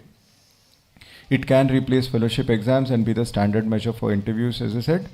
And we are in informal talks with FRC Ophthalmology and FRCS to be validated this as an entry exam. They want us to conduct at least 3 years exam and then give them the data, after which they'll decide. They'll not decide before 3 years. So after 3 years, it most likely will be the baseline exam for you to take FRCS step 2 directly, and also trying for certification by the Ophthalmology Foundation. And this will, of course, FACO subspecialty is already there, which is an online examination followed by offline clinical examination. So OCAT and then FACO subspecialty, they kind of merge seamlessly. So that's about it. If you have any questions, feedback, please ask. And please take this message back to your students and encourage them to apply. This year's exam is anyway being held, but for next year, we'll be starting the process much ahead in time. And please encourage your students to apply. Thank you, Santosh. Dr. Santosh, like I run a fellowship course in KGMU, which is vetted by our academic council. Right. And it has to go through our executive council, and we have all those institutional mandates. So is there a provision where we can match, because independently we are not allowed to give our fellowship to your grid as of now. Okay. So you can use the score. No, because we have our own internal exam. Okay. The university conducts its own fellowship exam for all the fellowships that the university is providing. Right. Whether it is PDCC cardiology, PDCC anesthesia, fellowships in ophthalmology, ENT. So you're a medical university, so possibly you have those compulsions. Yeah. But say, for example, in Karnataka, there is Rajiv Gandhi University of Health Sciences, where individual institutes conduct the fellowship program. So some universities allow that kind of that is entering what into I'm the saying, matching that system. maybe we can sit and talk across and find a via media where we could participate in both. Yes. Because this way, we just get sort of cowed down by the people from the local areas only appearing in those exams. Right. We don't get an all India base. Exactly. So I would actually look for an all India base for that. Actually, it will suggest your university it is possible. If it is possible, the basic criteria for appearing for that exam can be set by the OCAT score. That means you can take the university exam, provided you have cleared the certain percentile of the OCAT, so that you will get some of the top students from across the country. You don't have to change your university norms, but for appearing for the university exam, you have to have cleared the OCAT exam of 3 years or 1 year, 2 years, and that should be the minimum percentile before appearing for the exam. Virender, you wanted to say? So integration will take time once this takes off, and most institutions know that at least they have a basis to evaluate the residents. They can use the next step. I mean, many may still like to conduct an interview on their own, but they at least have a baseline. They don't have to do a theory exam first and then go on to this. Standard baseline, which is comparable across the country. So excellent initiative. I think it should really benefit the... Can I say something? Yeah, of course, Dr. Bro? Virender. I think this is very nice grid that you have presented. Maybe you start with the institutions like ours, LVP, SN, where the university and other regulations are not applicable. And there you just say become the partner, and then this score becomes a qualifying mark. Correct. Right. So that we will call cutoff is OCAT score this and this. Only those people who will be able to. Absolutely, that is the That idea. will reduce the work for the institution, and that will improve the quality. Absolutely. We are in talk with all of these institutions. They have certain apprehensions. I think once these exams, first of all, Some of them had apprehension. Suppose somebody goes to the court and says, "Okay, I was the topper, but I was not taken into LPI, what happens?" So I'm coming to, we are already, that is in our mind to integrate whole of the fellowship program. We are in talk with all the major institutions. Even if the major institutions do not accept it as of now, they are very supportive of the idea, but they are not yet accepted it completely. At least there are hundreds of places where the fellowship is taking place. At least for those places, it will start working immediately. And as soon as we get these, what we call as a major 3 or 4, which are in the south, LBPI, Shankar Nitale, Arvind on the board, I think this will become very, very lucrative and very, very important. So we're already in talk with them. Yeah, it's a win-win situation, sir. And not only this, we have given them the open offer. After this score, you can have your own criteria. Like suppose this score carries 50% weightage, you can have 50% weightage of your own interview. You can lay down your own norm. Okay, this is the bond you have got to fill up, this is the security money you have got to give. AIOS is absolutely open about it. We are just giving you a score. That's it. No, sir, Rest all this. I think the performance and the quality, the sanctity that this score is actually reliable, and there is no garbad, then the trust will be. Yeah, absolutely. We even offered them, they can conduct the exam, we have got no problem. So far as the IOC is concerned, it is absolutely open. If any institution by rotation wants to conduct the exam, they can conduct the exam. But AIOS at least wants to start so that people don't have to run from pillar to the post. And some of the smaller places you may not know, and some of the students may be brilliant, but they may not speak English well, they may not be able to present well, so they may be missing out on these good centers. So you want them, at least people to start thinking, anybody who has cleared the exam at national level top and the top 10, probably is worthy of trying and taking to your institution. So we are looking at that all the people from across the country can come forward, and sooner or later this big institution will fall into the place. I think a great area. It's very obvious that of course it will solve all our problems. Like our fellowship exam, people all over come and we take a first theory exam and we have to weed out all the poor performers. So this will probably set a standard. We can really take the cream and start. But the additional advantage, what I think for having a DNB course is, we can enforce this to all our DNB students first, second, third years. So we can force as an institution to take your all 3 steps so that we ourselves have an additional, apart from our FAT exams or formative assessment, this can be an additional formative assessment for our students at the cost of AOS.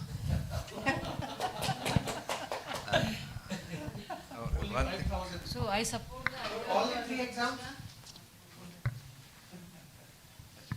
Thank you, Santosh. I have one question. We are doing these PG initiatives, but the PGs who are not registered to AIOS, can they access these mails? Why should they not be registered? No, they cannot. They can access everything, but it's just that they have to become a member. No, so if they don't want to become, can they get as PG registered? They can get the mails. No, they can get mails for sure. There is no problem. Yeah, that is what. Yeah. No, they have to be the member because the membership is very low. And in fact, this exam we have kept very low. Actually, I was thinking that we should charge more and give the huge, just a minute, and to give the good scholarship to the top 10 people of say few lakhs rupees, because 5,000 is nothing. These days, most of the PGs, I don't know what is the status in this state, at least they get 30, 40, 50,000 minimum. 50, 55. So 5,000, 10,000, 5,000, yeah. In Delhi, of course, it is 1 lakh plus. It is 1 lakh plus. I think in Gangaram it is 1 lakh plus, and in the RPC 1,35,000 something. So the PGs are getting good money, and in fact, we should think over it whether we should increase the fee and give them the top 10, give them few lakhs rupees to go wherever they want to go. I mean to the institutions who take them up. No, we will do Once that. you set up a 5, it will Money be is not the issue at all. It's just that they have to become members of AIOS. There's one more way of encouraging them. They can become members even in the first year of residency. Okay, we'll have some more discussion at the end. Now we'll request Dr. Abhijit Kaur, who has been a teacher all her life and very highly regarded as a teacher. Tell us about how theory can be made more lucid.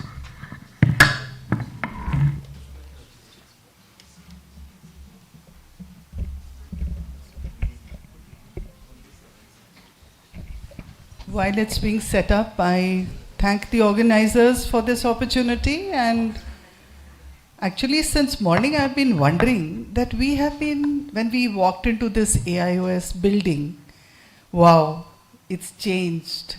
It's looking so nice. It has so much of facility. How many of you actually thought how deep the foundation is? It's not only that. Most often what we see is the end product.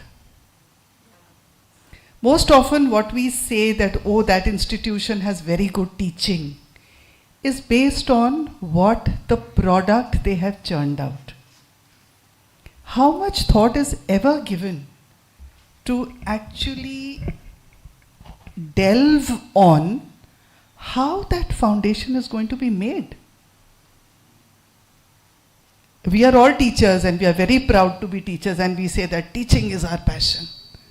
Have you ever sat back and thought how we are going to teach? How am I going to be relevant to this child who is sitting in front of me? And that is the purpose of this topic.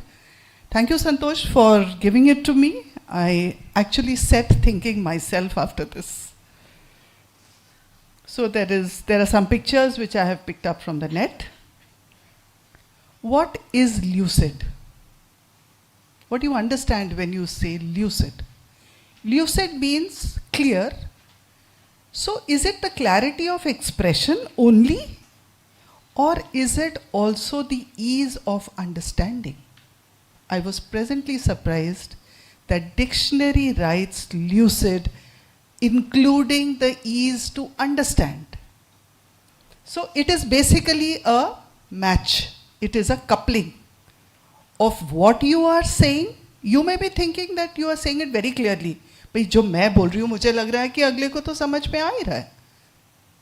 But actually, is the receptor being activated by what the input is? That is what we have to plan. That is what we have to think about. So obviously, in doing a theory teaching, the person who is teaching the theory would have some challenges, and the person who is receiving that theoretical knowledge, जिसको हम कहते हैं सब कुछ net पे available है, theory तो हम नेट से पढ़ लेंगे. See, that is actually also a challenge. कि उसको आप कैसे पढ़ेंगे, आप क्या समझेंगे, कहाँ से पढ़ेंगे, all that needs to be known. So let's first focus on the faculty related challenges. The first challenge is content. क्या पढ़ाना है, what, how much, and how. Because when you choose what, you have to keep in mind the curriculum, the content, that you don't underrepresent or overrepresent any faction, any segment of what is actually the mandate. The mandate is set by the curriculum, and so much work goes into designing a curriculum. But if you don't focus on that, when you are teaching theory, you pick up one segment. Now if you are teaching an undergraduate and MBBS knowledge of cataract, and you start telling him the complications or later problems with an advanced or a difficult phacoemulsification, is it relevant to an MBBS student? No, it is not. So what you teach, how much you teach, you have to align with your learning objectives and also start using the appropriate methodology for teaching. And that is where the role of the lesson plan comes in. The second is concept. What are you wanting to teach them? What is the concept behind it? Is it appropriate? Is it relevant? Is it applicable? What we call of translational medicine. Then for all this, the teacher actually has to prepare himself or herself. There is a huge segment of teacher preparedness. And this is where we include the intended learning objectives, the feedback. How many of us actually take a feedback?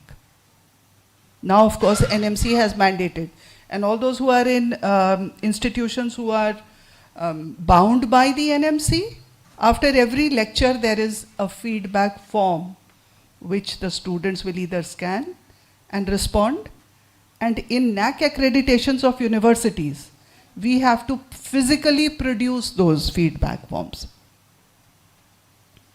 And the children are, because it is anonymous, children are so honest that they will actually tell you the names of teachers they don't want them to teach,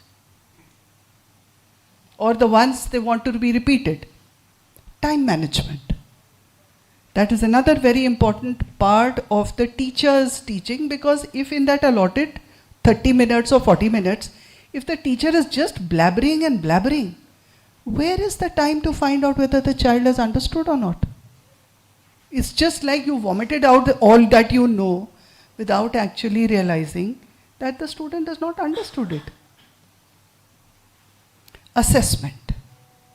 Now, this is a very common phrase used in the medical teaching parlance. Assessment drives learning. Children will only learn what they know will be assessed. But from the teacher's point of view, is your assessment valid? Suppose you are trying to assess the speed of a car, and then you say that you have different parameters, different type of cars, third generation cars, fourth generation cars. You're not matching your validity and reliability and relevance of that assessment to that particular mode of teaching learning.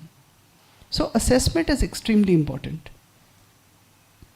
Let's now shift to the challenges that the students face.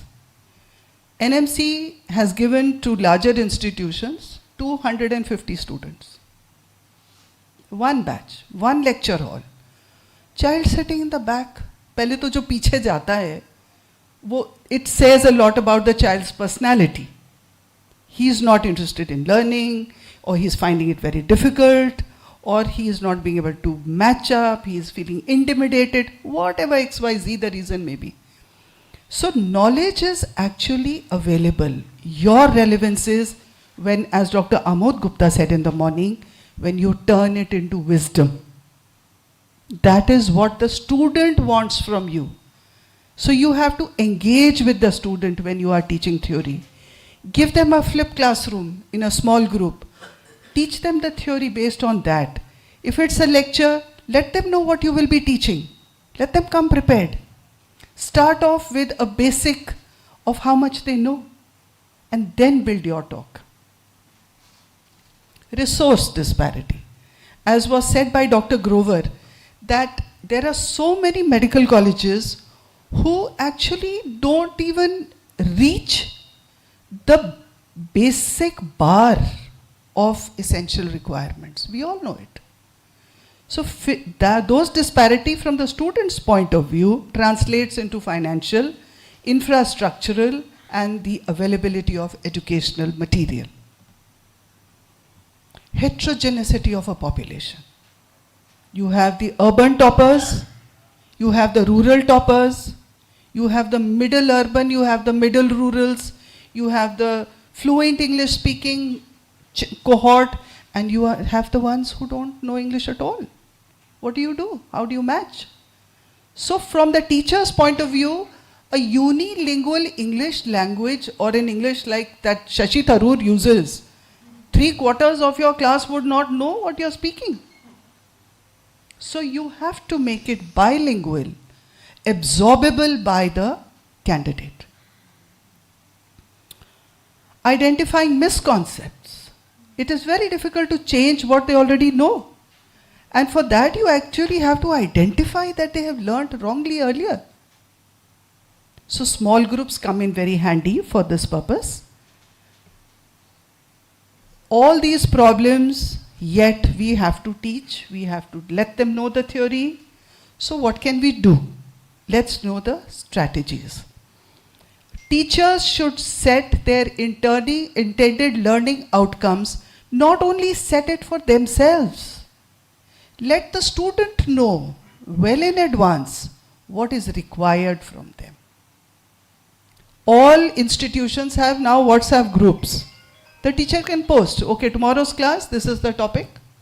This is the ILO for that topic. And you must customize your teaching as per the needs of that area, including the language and the methodology. Simplify the language.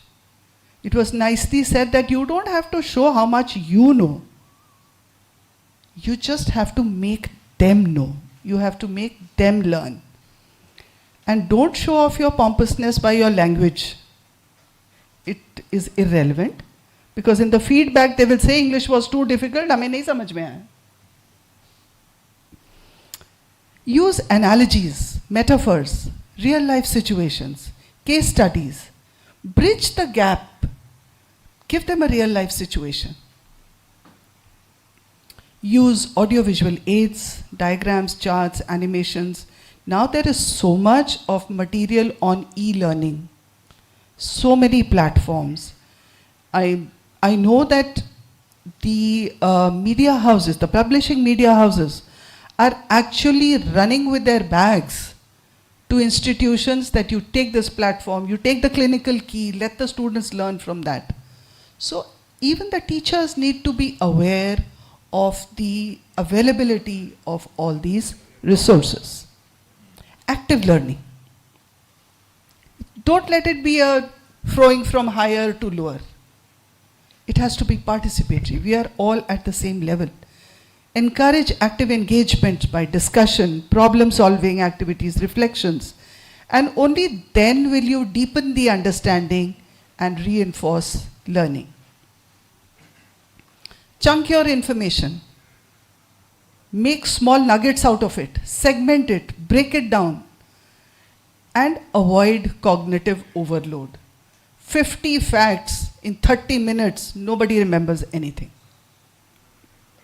Use a customized teaching approach, large group, small group. This is a whole gamut of information in the medical education field, and diversity definitely enhances the attention. Feedback should be immediate, anonymous, and it should be a two-way loop. We should give our feedback to the children, what we felt about the class. Identify the good ones, the participatory ones. Acknowledge them in their group. They feel good about it. Others will want to emulate it. Also know from the student what he felt about you. So in nutshell, making teaching theory lucid is not just about simplifying the content. It is also about engaging the learner in a way that makes sense to them. They are at the forefront. It's an ongoing process of adaptation and refinement and should meet the needs of the diverse learners. That is why we say lecture theatre. It's a theatre where you are the performer. Thank you. Thank you for that lucid talk. You covered all aspects so very well. You spoke about wisdom. Wisdom has been defined as what is left after all that was taught has been forgotten. So it's the process, it's the mental processes that you acquire, the methodology that you acquire for learning that helps. Today's day, knowledge is at your fingertips. You don't have to recall things, but it's the process of acquiring that wisdom which is important, which you so well highlighted. So we will now go on to the last talk of this session, which is Dr. Krishna Prasad, who's been associated with so many initiatives for ophthalmic education, surveys, publications.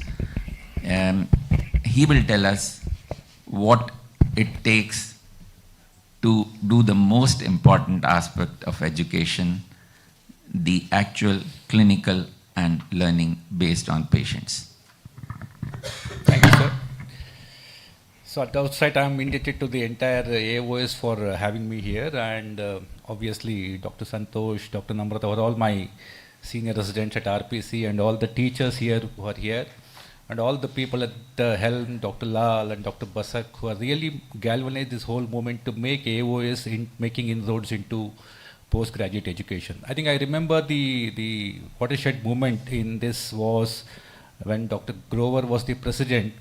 He started the PG refresher course. I think supported by Sunfarm. I think that has made such a deep and lasting impact in the postgraduate education in the country. I think OCAT probably is another one I can remember. This will probably pave way for great dividends to reap from future. So we always, now I think Dr. Amod Gupta started saying that there's an information deluge. That is the word. There is so much information, how to convert into knowledge, a usable knowledge, maybe a wisdom. So that is the greatest, problem that we all have today. That is to, so we always want to create postgraduates who are safe to the community, who can do, very good ophthalmology, taking care of the blindness burden. That is our perspective. But look at the postgraduate's perspective. What he wants from our education. He wants to be employable. After our training, he should get a job. He should earn a revenue. So are we making our postgraduates employable? See, that is the kind of, insight that we need to get as teachers. From this side, we always look at them as only student, but they are the future ophthalmologists who are going to be employed by somebody. So this postgraduate of today, we need to learn their DNA, what it is. They are the generation in a hurry. They are not the kind of Gurukul student that you are thinking. I think we need to shed these old dogmas and myths about them. So they are only worried about the exam. They need to pass the exam. We have a session, we do once a year what is called a night with exam session for 5 days, where they come, all the exam going postgraduates come from across the country. So that is one sample where we get their preparedness to the real world situation of ophthalmology. Like in 5 days we come to know how ill prepared they are for the real world situation, but they are only now worried to pass the exam. That is something that is there, and they are interested to learn surgery. That's why I tell they want to be employable. They're not worried about all that what you're talking. Okay, they just want to learn topical phaco or to do some surgery so that they can earn money. And obviously the clinical acumen, the analytical skills, connecting the dots, all that we talk about is presently very suboptimal, because there is some basic lapse in the way that we are probably connecting. There is some generation gap, information gap that we need to probably connect. And the saving grace is fellowship. So what we don't learn in postgraduate training, what we don't teach in postgraduate training, everything is buried with a fellowship, which has become a mandatory thing because they need to catch up with what they have lost in their post-graduation. But the problem is the fellowship years go waste because they keep learning what they should have learned many years ago. So they don't really create well-finished products even after a good fellowship. So that is probably the problem of the future that we are going to face. It is staring at us that we need to create. We are creating half-baked even fellows for that matter. The root cause is, again, coming to my topic, is our attention should be on improving the clinical acumen or the clinical training. So basically in a busy hospital, imagine a situation where a lot of patients and there's a government setup, a lot of OPDs basically kind of literally disposed. We talk about garbage disposed, something like the patients are disposed by postgraduate because that is the working force they have. Most of the teaching faculty are busy with NMC work, NABH work, administrative work, department work, exam duty. I think they hardly have any time to really oversee clinical training. At the same time, you have corporate hospitals who have postgraduate training, DNBs usually. So there the patients are actually elite paying. They have actually come for their services for the consultants. Obviously, postgraduates can't even touch the out of bounds for them. So obviously, they can't really learn. So in both ways, having an excess of patients, having hardly any patients for a hands-on, both sides we have a problem here. And you have too many postgraduate. Dr. Abhijit was telling that we have 250, now we have 200, 20, 30 postgraduates coming in. In a department, we don't have so many resources of the time that we can be allotted to them. And right now, I said, there is always a student culture. We say this, Hamari time aisa tha, we always live in the past. The present student culture mindsets, they don't have to come to the class. If you take away the compulsory 75% attendance, they will probably get better marks reading Marrow, undergraduates. They don't have to come to the class. There are better teachers teaching in the Marrow app. They don't have to come to the class. That's why the attendance is compulsory. So something like that we need to understand. So we need to understand what are the strengths and weaknesses in a particular setup. We need to really introspect very honestly that to acknowledge the problem. We can't overlook this, and we need to have customizable strategies for that. So for example, if you have something like, so for example, if you have a setup where you have another setup where you have something like an O6 going on. There's a postgraduate who's actually sitting on the night side. You are actually watching him or her, and you finish, you go there. So by the time you come, they also actually see. Here the patient is not not very insecure because you're also there, and you can always compare notes. So after they see, you can also actually see the patient and try to see. At the same time, we have something like nowadays technology. I have a small camera fitted there. So patient, when I'm examining under slit lamp, my student is also actually seeing what I'm seeing. So we thought I can just, in a muffled voice, I can keep on giving a commentary of what I'm seeing. So I can continue to teach when I'm actually doing patient care, not making it very obvious to the patient. So it's a very unobtrusive viewing. At the same time, you can also actually, they can see, and you can replace them, you can see, or you can see in different settings, so that you always have to see the patient to check whether they have done it right, and you need to demonstrate the right way. It is show and tell. You just can't say you didn't do the cover test properly. You need to say exactly what should have been done there. And once you put the patient out, then you can always sit around and you can probably discuss that, what is the case history. You can discuss what went wrong. You can give different situations.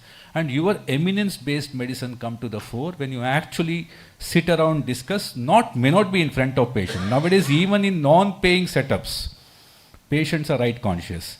You can't take anybody for granted. You can't really make a patient a guinea pig. So you need to make it, very nice and see, even if the patient is from a government setup or a free patient.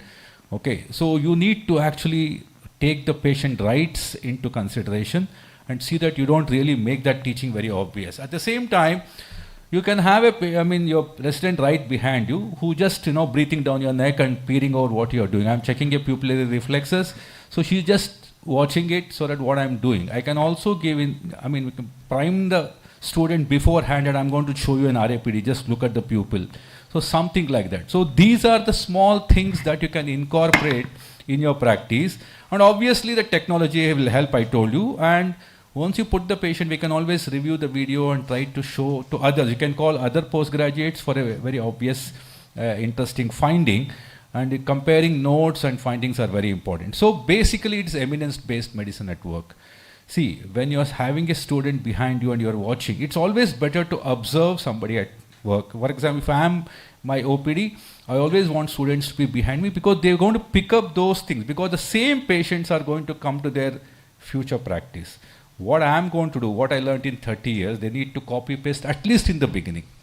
So they can copy all aspects of my clinical care, not just looking at them examination, the talking, counseling, the body language, the soft skills, everything can be actually copied at least in the beginning. At the same time, there are some tricky situations where we can discuss. A patient comes, and he has some occasional diplopia, everything is fine, a diabetic patient. Normally you just give something and dispose them or come after 6 weeks. No, I'll say this could be a third nerve palsy in evolution. Call him after 3-4 days. Maybe he will develop ptosis. If you have given them some placebo, patient thinks that ptosis happened because of the treatment. So that you should forewarn them. See, don't tell them that, you're going to have a problem, it is evolving, this will happen after 5 days, you please come back after 5 days. Maybe a mild congestion, no findings, some SPK, this may be a dendritic keratitis in evolution. You need to see the patient after 3 days. Don't start him on steroids. Or somebody you may say, this is a trifocal, I'm not going to put a trifocal in this because even though everything looks fine, the way the patient is asking and the kind of psyche of the patient is not suitable. So you have a whole lot of things to share with the student, what you have accrued over so many years to make them, I told you, employable also. And empathy and soft skill, obviously they learn. They are only as good as the teacher. They can't just download it themselves. So you show, obviously this is very important. Dr. Amod Gupta was telling the attributes of a teacher. You need to be an ideal human being yourself. The personal traits, your moral values, your ethical temperament, all is copied. They are watching you. You don't have to be just a good teacher and a bad person.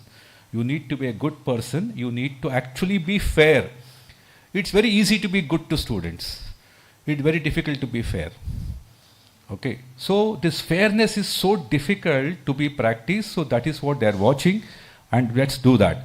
And obviously you can have dry runs, case-based discussion. Normally, as you said, the WhatsApp groups, I put up a case that I see today in the group for my next class, so that all of them will discuss, they come. That is where we need to train them with these dry runs. And very importantly, see what I have learned in 30 years, thanks to my teachers here. If my student can learn in 30 months, then I'm a good teacher. They should not take 30 years. So just like you have educate, elevate and excel. Last slide, sir. Okay, elevate, educate. So you need to inspire them. You need to ignite the imagination, and you should start that love of learning furthermore. You can only be a mentor, you can't be a teacher. You can only inspire them. You can't really download information to their head. Thank you very much for your patient attention. Thank you, Krishna Prasad. You pointed out how clinical teaching, just like learning of spirituality, learning of music, cannot be done without a teacher. So Guru is imperative in clinical teaching, and he has to develop all his focus to be able to do a good clinical teaching and have all the qualities that you spoke about. I think we've had an excellent session where we have covered all aspects of AIS initiatives with regard to what has been done over the past, what has been made available as curricula, what is being done currently, what is the future projection of what AIS wants to do with regard to ophthalmic education. And we've had excellent introduction to how best clinical and best theoretical teaching can be undertaken. We'll just have 5 minutes for participation now because we have overshot our time. So we can have comments and any questions from the audience. I would just like to add that there are now courses available, some mandated by the NMC, like the basic course in medical education. There is an advanced course in medical education. Earlier it used to be a 1-year course. Now, looking at the burden of number of teachers who have to be taught, the NMC has reduced it to a 6-month course. And there is a 2-year degree course, which is Masters in Health Professional Education. All these 3 courses are available at KGMU in Lucknow, and we are the nodal center for them. The advertisement is floated on the university website, and I would invite the younger faculty to train for the 2 years course. I did the 2 years course last year. I finished it last year. So it's a full, very intensive course, writing a thesis. It's an NMC or your university, ma'am? No. It is Lucknow University. It is a central university. Okay. No. We have 2 contact sessions for 4 days, and the rest of it is online. So you do it at your leisure. For the basic course, the advanced course, and the MHP. So it's available and it could be taken up. But if somebody is already a teacher for 10, 15, 20 years, how does this course actually helps? Yeah, that is what. I have been a teacher for more than 25 years. I did it year before last. So it structures everything, and it actually tells you what you don't know. I used to think that I'm a great teacher. And I realized that the number of lacunae I had was amazing. And now I feel that at least there is some sensible platform on which I can talk. You should read about it on the international literature. My thesis topic, I'll share it with you, was a comparison of self-directed learning readiness scores between medical students, dental students, and nursing students, because we have all 3 faculty on campus. I sent it for publication to an American journal. The editor wrote back that I am surprised at the findings of your article. It only shows that medical education in India needs to be uplifted. This was the comment. I mean, is it India-centric, ma'am?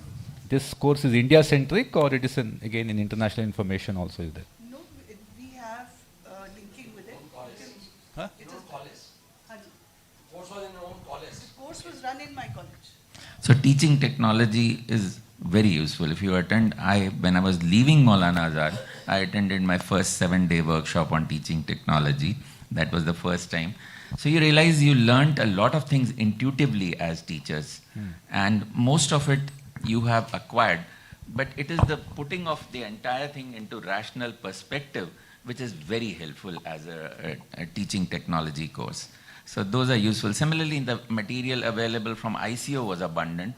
Now, Ophthalmological Foundation has developed some 15 very useful modules which have all the aspects of postgraduate training, teaching, and where all the techniques of ophthalmic education have been very thoroughly presented, not just by theoretical lectures, but by examples, by questions, by feedbacks through those who learn, and they are very nice. So if you go to the Ophthalmological Foundation I think, website, sir, let's have a break for 10 minutes and we'll reassemble again. Great. And you can discuss among yourself for 10 minutes. So we have break for 10 minutes and we'll come again. So anybody wants to have a tea and water, and they can have break for 10 minutes. So we'll collect after 10 minutes.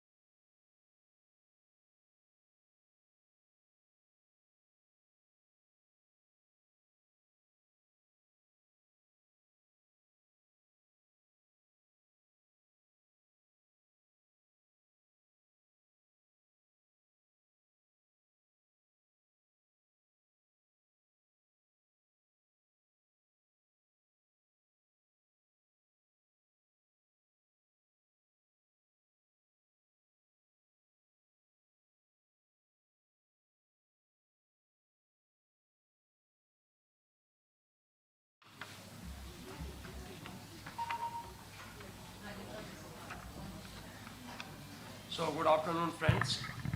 So we are going to start our next session. Along with me, Dr. Manoj Mathur is here. And we are lucky to have Professor Jeevan S. Titial with us today. And is a great teacher. I have learned a lot of things from him personally. And he is really loved by his students across the country.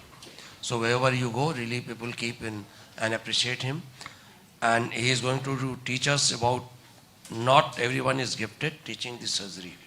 I think very apt topic for such a great teacher. So I invite Professor J.S. Titial for his talk, Teaching Surgery, Not Everyone is Gifted.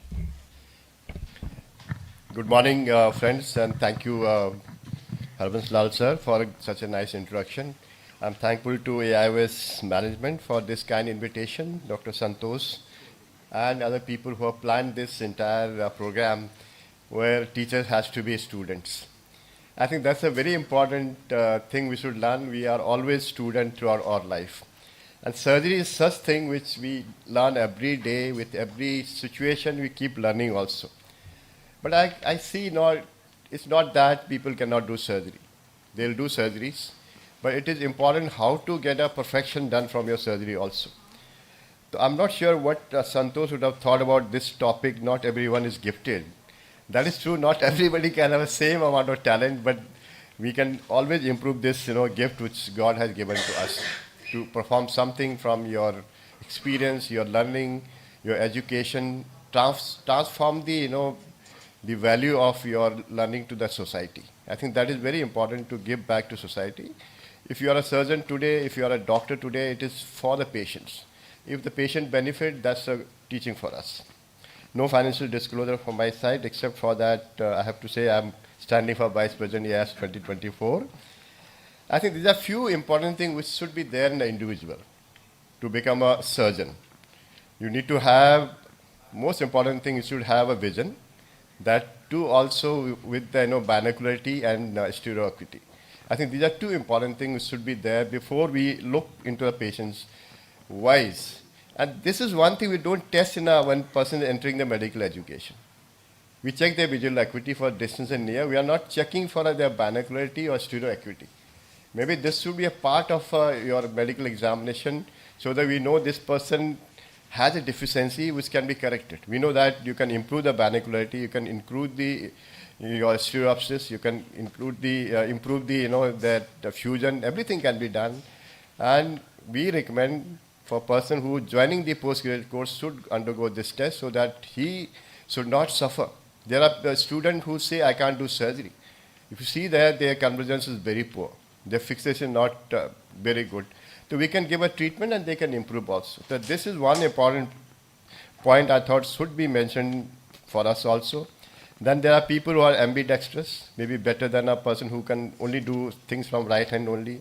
I've seen left hand surgeons do better because they both hands are much malleable to a situation also. Flexibility, keen observer. I think most important thing is adaptability to surrounding. Because unless you are adapted to a particular area, you will never be a good clinician or good surgeon. And that has to be compounded by the knowledge which you gain. Knowledge, as Krishna Prasad talked about, learning how to do a clinical skill improvement, and that goes together with a surgical improvement also. So this is the line I've taken from Dr. Santosh's article in IGO. Like whatever theoretical application we try to put into our PG's or resident's mind has to be translated into a physical activity. That means practically they should be good.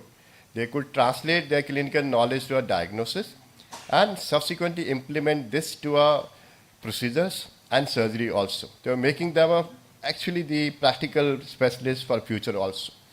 These are 6 or 7 important points which are highlighted here. Should be a very good clinician to become a good surgeon. You have to be a teacher, team player, and most importantly, you should respect the human being. So unless you respect the human being, you can never be a good person. If you're not a good person, I'm pretty sure you're not a good surgeon or not clinician also. So respect to patient is a very important aspect. We should tell our students how to behave with this situation. Situation created by the people around. That can be a patient group, relatives, your workforce, and your infrastructure has to be respected by all of us. Let's come to the surgeon wise. We want to make everybody a good surgeon. So that will require actual clinical learning to diagnose a particular case, type of surgery required for that particular diagnosis of that case. That will depend on your theoretical knowledge, and most importantly require a skill which should be translated to an extent where they can do a surgery. So that can be training by various means, which can be trained by the simulators, wet lab, or assisted by your peers or your teachers. But most importantly, we have to make them to understand there will be a difficult situation, and that has to be corrected appropriately. The skill is, beyond the books. And that we have to tell our students. That has to be learned by them, and that is by the few important key components of surgical training.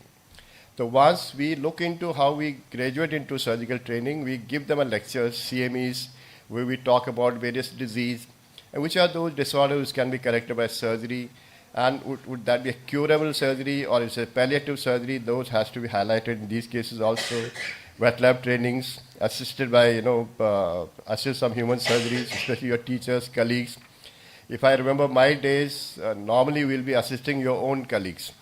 And that is a better way to learn, because you know that what are difficulties he or she is facing and what you have faced, and that can be improved by discussion with other people. Keep your records, learn from records. And other thing is observe your seniors and always learn from whatever you see. There are situations where we keep seeing a single presentation multiple times. The many times people sitting in the audience, they'll say, what is this? I've seen the same videos 100 times. But they don't realize every presentation, the presenter wants to put some important point in your mind.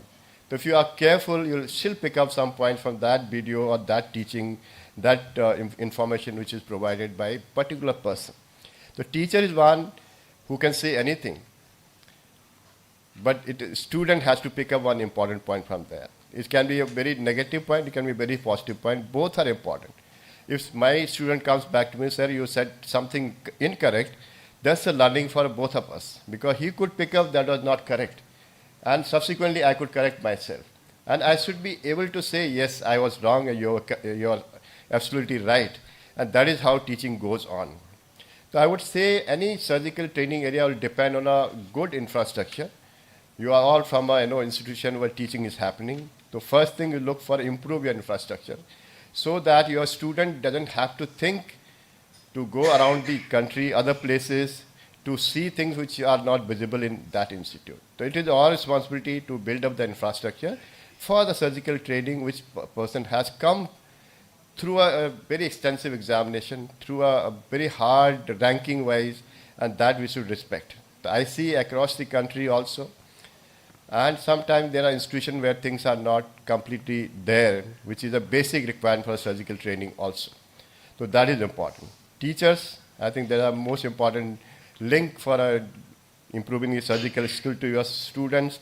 Discussion forums, wet lab, knowledge for a trainee is also important. So this is what we talk about. Not only the surgical area, the clinical area of infrastructure has to be absolutely perfect. For last few years, I'm going around in the various meetings where I only talk one subject, that is imaging your patient who are undergoing cataract surgery. So if you image your patients better, then you can see better and you can plan better also. Use anterior segment OCT, use your facility photographs, and discuss those things to your senior who does surgery for those group of cases. Then you can analyze your problems and subsequently correct yourself also. Other thing is lectures and CME, which is very important part. There also, if it is a video assisted learning, which will be much better. I'll come to that part also. Most important thing here is conferences which is happening across the country, right from the district level to a national level. So enough time has to be given for transmitting the knowledge which you want to give to a person. And if you don't have enough time, then you have to pick up one particular step which you want to give it to other person. That is how it will going to be improved. The advantage of lectures, CMEs are you can interact with a larger number of people at a one time, which is sometimes difficult one-to-one in most cases. I think this has become the backbone of a surgical training nowadays, not only in ophthalmic surgery, across the entire segment of medical surgery required, right from the procedure to a neurosurgery department also. If I see AIMS, we have the wet lab facility for every surgical branch. And they are better than ophthalmic surgical branches also. And that is what is very, very important. In fact, I went to my mortuary area. They have one of the best wet lab, where wet lab, you do a dissection in those cases, and they are screened by MRI and CT scan on the spot, which was not there earlier. We never thought we require MRI and CT in a mortuary area also. So those inputs can be put into these wet lab areas only, where we can give the training, and these are various wet labs we do every year, workshops. Try to have not your own students from other places where things may not be available, and people who are practicing. They can all come, correct their deficiencies, or tell us something which they are doing better also. The places where we have an infrastructure, we should be inviting people to come there and disintegrate the system so that we have more integration happening in the teaching also. So this is a various publication done by my colleague Dr. Amar Pujari. He's really come out with various modules of doing surgeries, learning surgery in the goat's eye, right from the conjunctival surgery, glaucoma surgery, squint surgery, name anything can be done, and cataract surgery is a major way of this. Other area we talk about is simulated based surgeries, which are actual virtual surgeries and which can be really good because these students, younger people have more dexterity and they can do these surgeries steps much faster. And they can be also a course based so that you get to a competency level, and that can be translated subsequently to a manual surgery, which actually they live surgery wise. And the advantage here is you can step by step you can learn also. You can directly jump into capsulorhexis before, if you have difficulty there, or you can do a nucleotomy directly. While in a goat's eye surgery, you have to go every step has to be repeated. So that's the advantage there. Most important thing is there's no hesitation. You are not operating the human being. So that's also important, and this also improves your hand-eye foot coordination. Apart from that, the audio coordination can be done. The advantage of simulator is you have a physical feeling in your hand also. That is very, very important. So this is the one small video. One of the, I think recent, one of the thesis was done by one of our students where he compared first year, second year, third year students in a wet simulator, how effective their rhexis was. And it also depends on how importantly you had undergone the wet lab training also. So we realized that goat's eye training and simulator training is totally different. It doesn't translate to each other. Same thing happens to your surgical area, which is being done in live surgery also. And today, I see across the country, there are many companies that come out with the simulators, not only for cataract surgery, for other surgeries also. There are people who have got the actual visible translation of a surgical areas. So that is also very, very important for us. This is one thing I like to highlight. We always talk about video discussion. There should be two parts in the video discussion. One is the expert surgeon showing his skill, how to achieve a perfection in those steps of surgery. Second most important part is to review the video recording of a student so that we know what he is doing correctly, what he or she is not doing incorrectly. That can be corrected.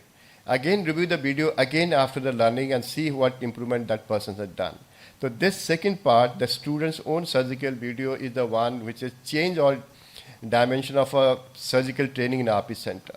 Every surgery done by resident doctor is recorded with the help of either the trainer or a person who is PDP who is doing a phaco development program. And these videos are reviewed every day by a preceptor.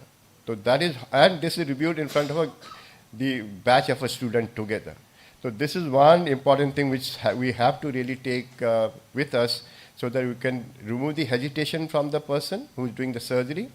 He should be bold enough to show his surgical difficulties, and that is how we can correct his surgical deficiency and improve his confidence. I think surgical learning is a confidence only, and confidence building is the one important area.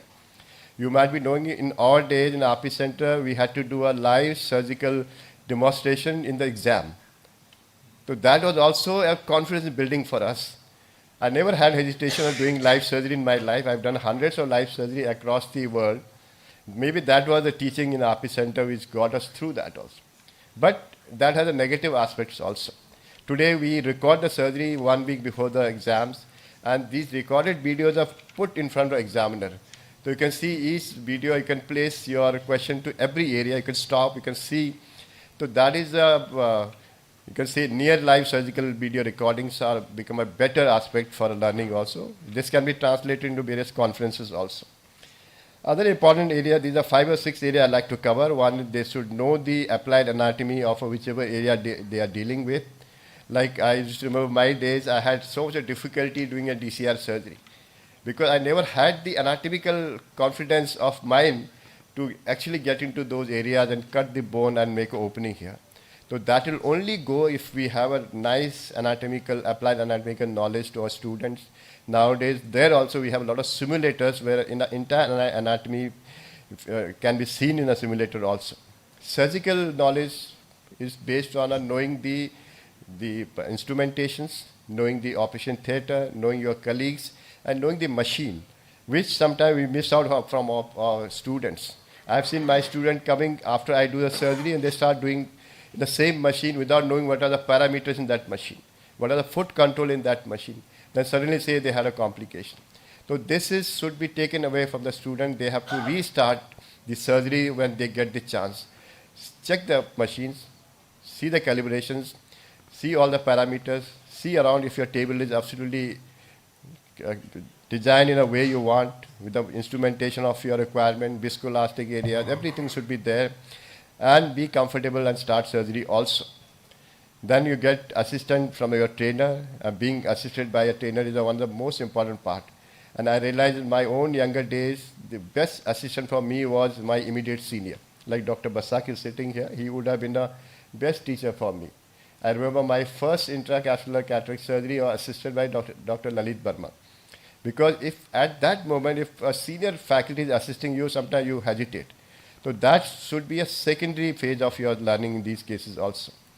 These are new devices, how to improve your learning to patients. As KP talked about, having attachment in the slit lamp so that your student can see what you are seeing.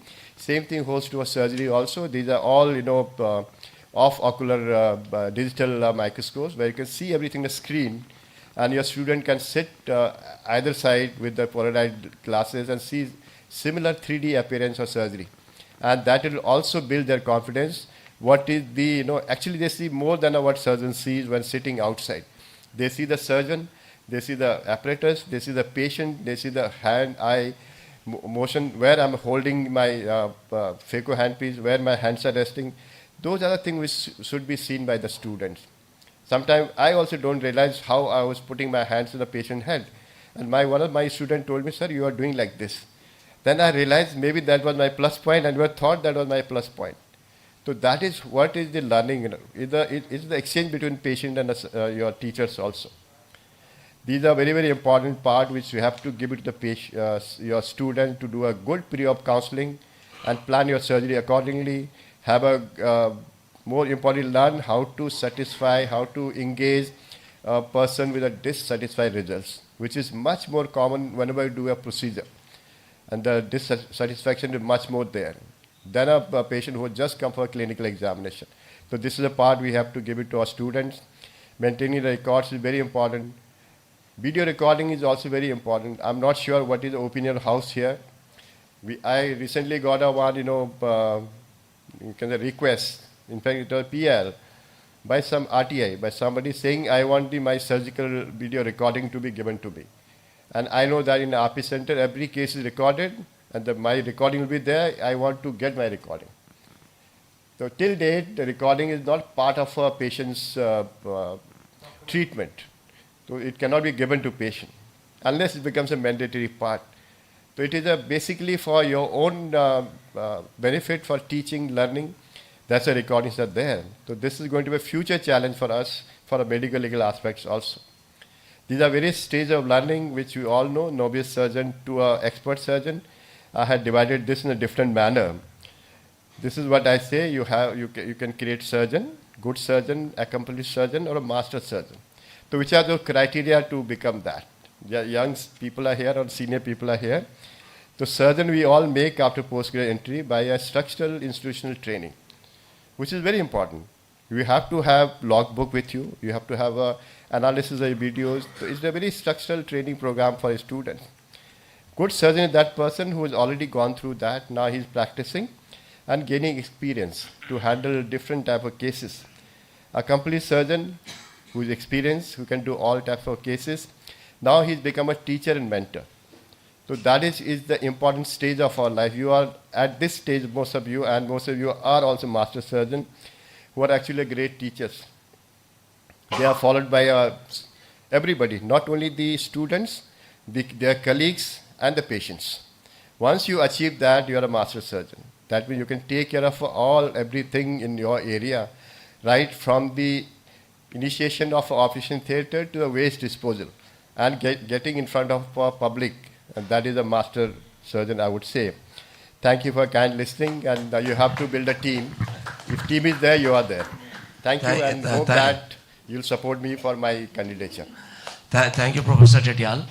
So the thing is that some of us are gifted and some of us may not be as gifted, but all of us become an excellent surgeon. I remember very interesting incidents in my life. In '88, Dr. Kaul was my senior at Gangaram Hospital, a highly gifted surgeon. I mean, he can operate the orbit, he can do the ptosis, detachment. You tell the surgeon, he will do it. He can operate with the right hand, left hand, both, everything. And then I had the opportunity to visit the Shankar Netralaya, and I met Lingam Gopal. All of us know how great surgeon he is. And at that time, I was a senior resident at Gangaram Hospital. He took me to his theatre and showed me his surgery. And then he tells, go and tell Dr. Kaul what type of surgeon I am. Because when Dr. Kaul was in PGI and Lingam Gopal was doing his postgraduate, Dr. Kaul commented, you could never become a good surgeon. So now you can imagine after training and how excellent surgeon he became. And now Dr. Kaul, he didn't train himself when the FACO and ECC came. He is nowhere. He is nowhere. He ruined his life. There is no practice. He keeps on taking loan and keeps on running from pillar to the post. So that is one highly gifted surgeon. Did Sitapur consultancy in Sitapur for 6 years. Then I was a faculty in PGI, and in Gangaram he was a king. Now he didn't train himself when the newer technique came, and he's nowhere, and we see where the Lingam Gopal is. So constant training is very, very important, whatever field you are. Just to one more comment, in my experience of now more than 3 decades as a teacher, I've yet to see a student who has left ophthalmology that he could not do surgery or she could not do surgery. I've yet to see that. That means we can train these people despite having the physical disability also. We have trained those people to become a surgeon. So that is how we are going to proceed further. As I said, if somebody has difficulty focusing, so he should be taken or she should be taken, get binocularity better. He will perform better. So as Dr. Harvans nicely talked about, training is important. And after that, getting experience is much more important. You require a good place for getting experience also. Otherwise, you are going to remain in the same stage for your lifelong. So thank you, Professor Tetial. I'll invite Santosh Sharma before he takes his talk. Dr. Lalit Verma is not here. So after successful establishing AIUS Prayogshala at headquarters, where a lot of students are really getting benefit out of this and coming over here on a regular training, the AIUS is now thinking duplicating these models to the various other states, and particularly at least Samar Basak has got a vision that at least each zone must have one wet lab. If possible, all states should have one wet lab of their own, and AIUS is going to promote that and we're going to help them to establish that. So I think in next year we have got a vision, and which will be taken forward by the Samar Basak and the Santosh Rao forward to establish the wet lab in the various states. So you can talk to your state, and if they are willing to have the facilities in their own states, they can coordinate with us, and we'll be more than happy to take it forward. So with this, I invite now Dr. Santosh Rao, and we know that he is excellent teacher, and he'll be talking to us tools in learning, the problem of plenty. Thank you so much, sir. Thank you for committing to establishing wet labs. Yeah. It said that he who studies medicine without books sails an uncharted sea, but he who studies medicine without patience does not go to the sea at all. Then why online learning? When there are no patients to learn from, why do we harp on online learning, and is it really important? For that, we need to differentiate learning from training. Learning is an individual effort. You can get learning from anywhere. Whereas training has several components. Learning is one of the components of training, and knowledge can be acquired online. So learning is possible with online resources. Why is that? Because internet has become an inseparable part of our life. There is nothing that we can do, even withdraw money from the bank, without internet these days. It provides seamless knowledge, but it's a double-edged sword, because if you look at resources which are not really credible, then you end up knowing bad knowledge, which is not a good thing at all. So for good knowledge, you have to go to the good source. Now, how do we get knowledge from internet? We can dig up random information in a Google search. If you type ptosis, you'll get a lot of information. That's one way of randomly acquiring knowledge. You can go to individual run education portals. You can go to organizational portals, e-books, PubMed, etc. The first e-learner was Eklavya. He, of course, never met his guru, but he learned remotely, and so it is possible that we learn from e-learning resources. Starting with diagnostic and clinical skills. If you have a first year resident sitting with a streak ophthalmoscope and he doesn't know how a glow looks like, theoretically you know that, okay, this is how a glow should look like, but if he really wants to experience how a glow should look like, he can go to retinoscopy simulator, which is available online. You can see, you can change the power and then see how the glow changes with each power and what is the point of neutralization. So once he is aware of this, how a glow should look like, and if he sits in front of a simulator, he will exactly know what to look for. So it becomes easier. His learning curve is shortened by using the simulators. Similarly, grading tools for relative afferent pupillary defect, these are all available online.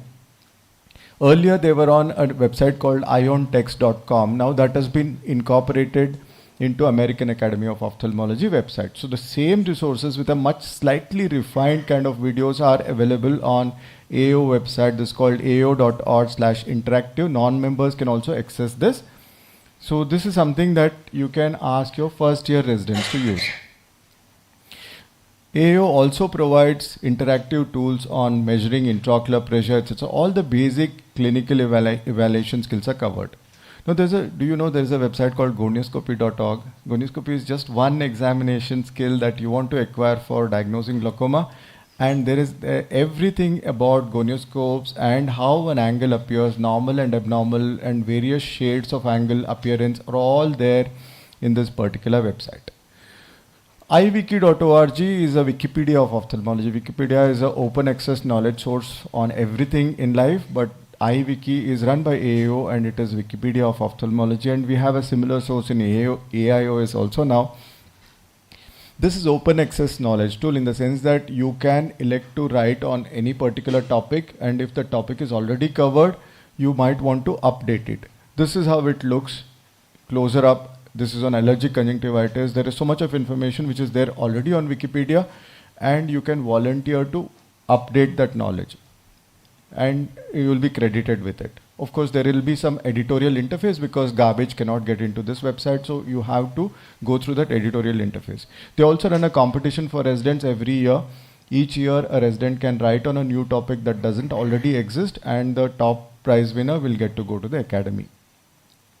Then there is this Atlas of Ophthalmology. This is run by four individuals who have everything on different aspects of ophthalmology, pictures. Basically, if you want a open source figure or an image for a resident lecture and your institution does not have that particular photograph, this is open source. People can access it and use this as part of their presentation without any copyright violation. And coming to some of the university websites, this is Moran Core from Moran Eye Center, University of Utah. They have grand rounds, resident lectures, surgery videos by students uploaded on the website. So this is just an index. You can see grand rounds right from 2013 have been uploaded. So if you have a resident who wants to know how an international grand round is presented, they can learn by going through this website. We also have irounds.org, which also exactly has similar resources, right from case reports, tutorials, atlas, and videos. There are plenty of resources. All of these are excellent source of information. These are well curated. These are not riffraff material. These are really scientific material that are required over a period of time. This is Columbia University Digital Reference of Ophthalmology. Similarly, Kellogg University of Michigan also has an exactly similar website called Eyes Have It. They have a set of clinical cases which are presented in a very systematic fashion. And there's a collaboration between Steen Eye Institute, Doheny, Arvind, Wilsa, and Massayer has resulted in what's called iguru.org. It's not updated currently so frequently, but when it started with a lot of enthusiasm, but probably they will go ahead in the future. Cybersort.org is by Orbis International, where they have curated lectures on a monthly basis and which are all collected. Now you have about 175 lectures and 100 odd surgical videos. They have quizzes and they have topical presentations on most of what ophthalmology covers. That's by Orbis International, Cybersite by ORG. UTA also has a neuro-ophthalmology virtual education library. It's called Novel.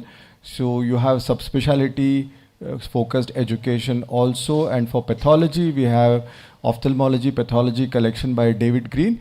It's sometimes difficult to have access to a good ophthalmic pathologist, and if your residents want to see how a slide looks like, they can go to this library and they can identify the features of that particular slide, and then when they click on the more information, it will show exactly what that picture shows. Image Bank by ASRS is also a good source, and close home we have eOphtha by Partho Pratim Datta Majumdar, who is a faculty at Shankanitralaya, has created a website called eOphtha, which is resident oriented website. It has a collection of question papers from the last 10 years of various universities, DNB, so resident doesn't have to go through the process of collecting these questions. It has cataract questions separated, glaucoma questions separated, so it's easy. AIOS has these online resources, IGO and IGO case reports, AIOS proceedings, which is sent every day. ARC and AIOS webinars are also collective. Now, putting it all together, we have made one AIOS, which is a composite YouTube channel where all the AIOS resource materials, online lectures are collectively available and they are searchable. So you have one single source of all AIOS e-resources. AIOS e-book, Dr. Harbans Lal has started. I suggest the name iPedia for it if he agrees, but whatever. But this is something that is there, and for Dr. Basak, my suggestions would be AIOS library and AIOS virtual university, taking it a little higher. If you agree, we can start working on it, because these two are something that are very essential. Library, because AAO earlier used to give us some journals, now that has been cut short. We have very limited number of journals that are available by AIOS One network, especially for non-members. And if any AIOS member is desirable of accessing journals, there is no good source of everything that is available online. Right from the first issue, first article to the latest issue, everything is available online. Similarly, IGO case reports and IGO videos, everything is available online. So IGO is completely digitized. American Academy offers ONE network. Initially, they offered this huge spectrum of journals, including American Journal of Ophthalmology. Now, most of these have been withdrawn because of whatever internal issues they have. They are only limited to members. If you're a member of AAO, pay about $550 a year, then you get access to it. That's why I was suggesting a similar AIOS library. But ONE network is very versatile. It has videos, it has discussion forums, it has quizzes, it has everything that is needed for e-learning. Well curated, reliable source of information. These are the journals that ONE network has. And about ICO, also has similar resources but limited journals. IGO finds a part in most of these portals. Now, iPlanet is by Sun Pharma, and they have certain amount of specialty journals that are offered free of charge. There are online resources, iFocus Online, which has some 500 plus lectures already. Auro Siksha is by Arvind group of organizations, where they have an online portal. you can see that they have mostly public education and non-ophthalmic technician education portals like lacrimal syringing, care and maintenance of keratometer, such kind of basic lectures which may be useful for ophthalmic technicians. And this is Education Meets Excellence by LVPI. They have web streaming of the grand rounds which you can access at 7 a.m. RPC also used to have RPC rounds which was online available. Currently it is not available. Apart from that, we have podcasts. In fact, videos can be straining, looking at a video and looking at the visual content as well as accessing audio can sometimes be straining. But if you want to be very passive and just want to listen to information, then we have podcasts. Apple has huge number of podcasts in its portal. Ophthalmology Off the Grid. This is a very nice iTube channel where there are podcasts. You can see the number of presentations that are already collected in this particular thing. SN has come up with snippets. This is Shankanitralaya, where they don't have video-based learning but audio-based learning. This is SN podcast which is published every month. And we have apps also, My Eye Anatomy, iTube, iGrader, Off the Questions and AO apps are available for accessing all this information on your mobile. In surgical skills, Dr. Tityal was talking about simulators. Simulators are expensive, but if you want to learn online, there are, of course, excellent quality video on iTube. iTube is like YouTube for ophthalmology.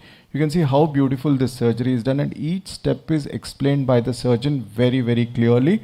We have a cataract coach by Uday Devgan where he analyzes steps of cataract surgery very meticulously. This is his YouTube channel. And this is something very interesting. Earlier it was done by Mass Eye and Ear Infirmary. Now it's been taken over by AAO, which is an online cataract surgery simulator. It's called Cataract Master. It is subscription based, not very expensive, not at all as expensive as owning a simulator. This is online simulator and it has all the steps of cataract surgery. You can perform the step, then access the reference video, reference material and learn from your mistakes. This is simulatedocularsurgery.com. This is a I would say online remote mentor based simulation surgery. So you have a fixed mentor who will be watching your online surgery and he will comment on the steps that you're going wrong by and then guide you to perfect these steps. So these are some of the videos on simulated ophthalmic surgery. And about publications, we have PubMed. I won't go into the details. Presentation and teaching tools. Some of you may be interested in looking at Socrative, which is actually recording your presentations in a very professional way and submitting it or providing it to your residents. We have a teacher and student module in this particular app.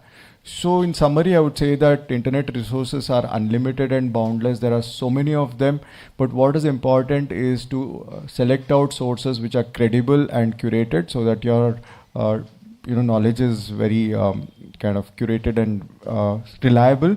And finally, I would end with the same slide. You can learn without patients by your side, but that is just learning. But for training, you have to have a mentor and a patient with you. Thank you so much.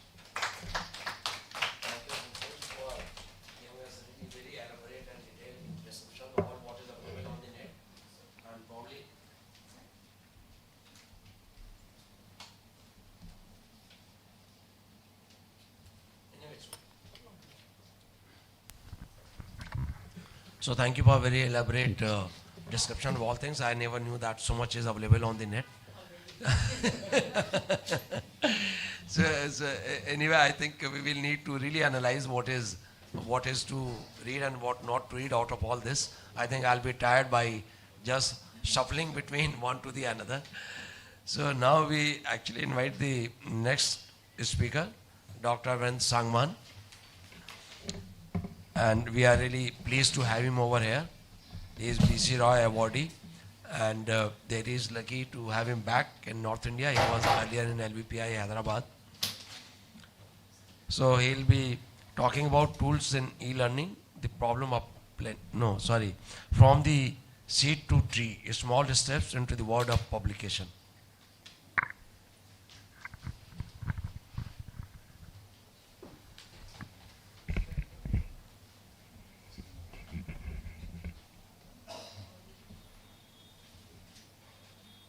Yeah, good morning. And I would like to thank Santosh and AIOS for giving me this opportunity to share ideas about, how to publish, essentially from seed to the tree.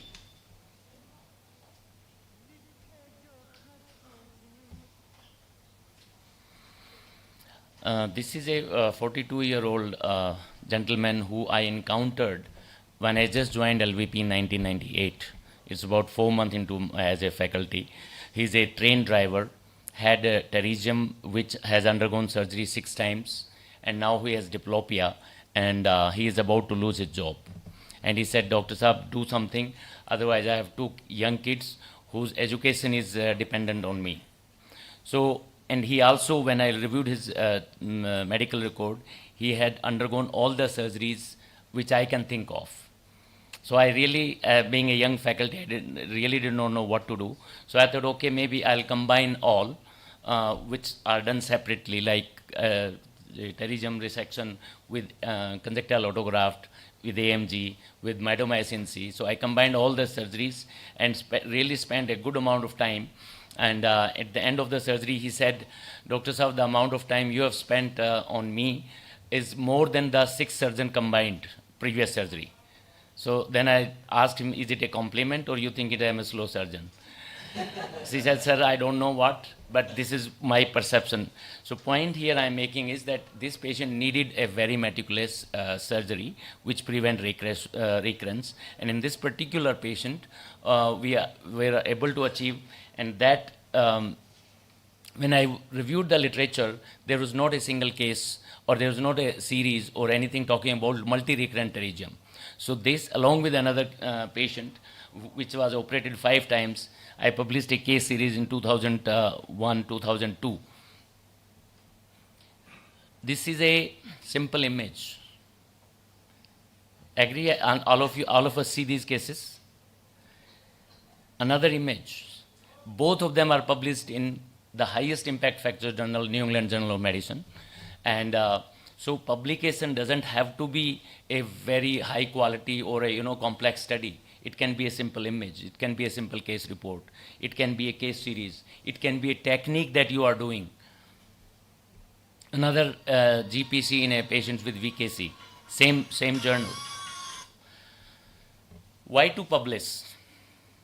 I'm sure all of us have some reasons, some may not have all the reasons, but in my view, publication basically enhances our profile and sets up for a career path, better income, better patient outcome.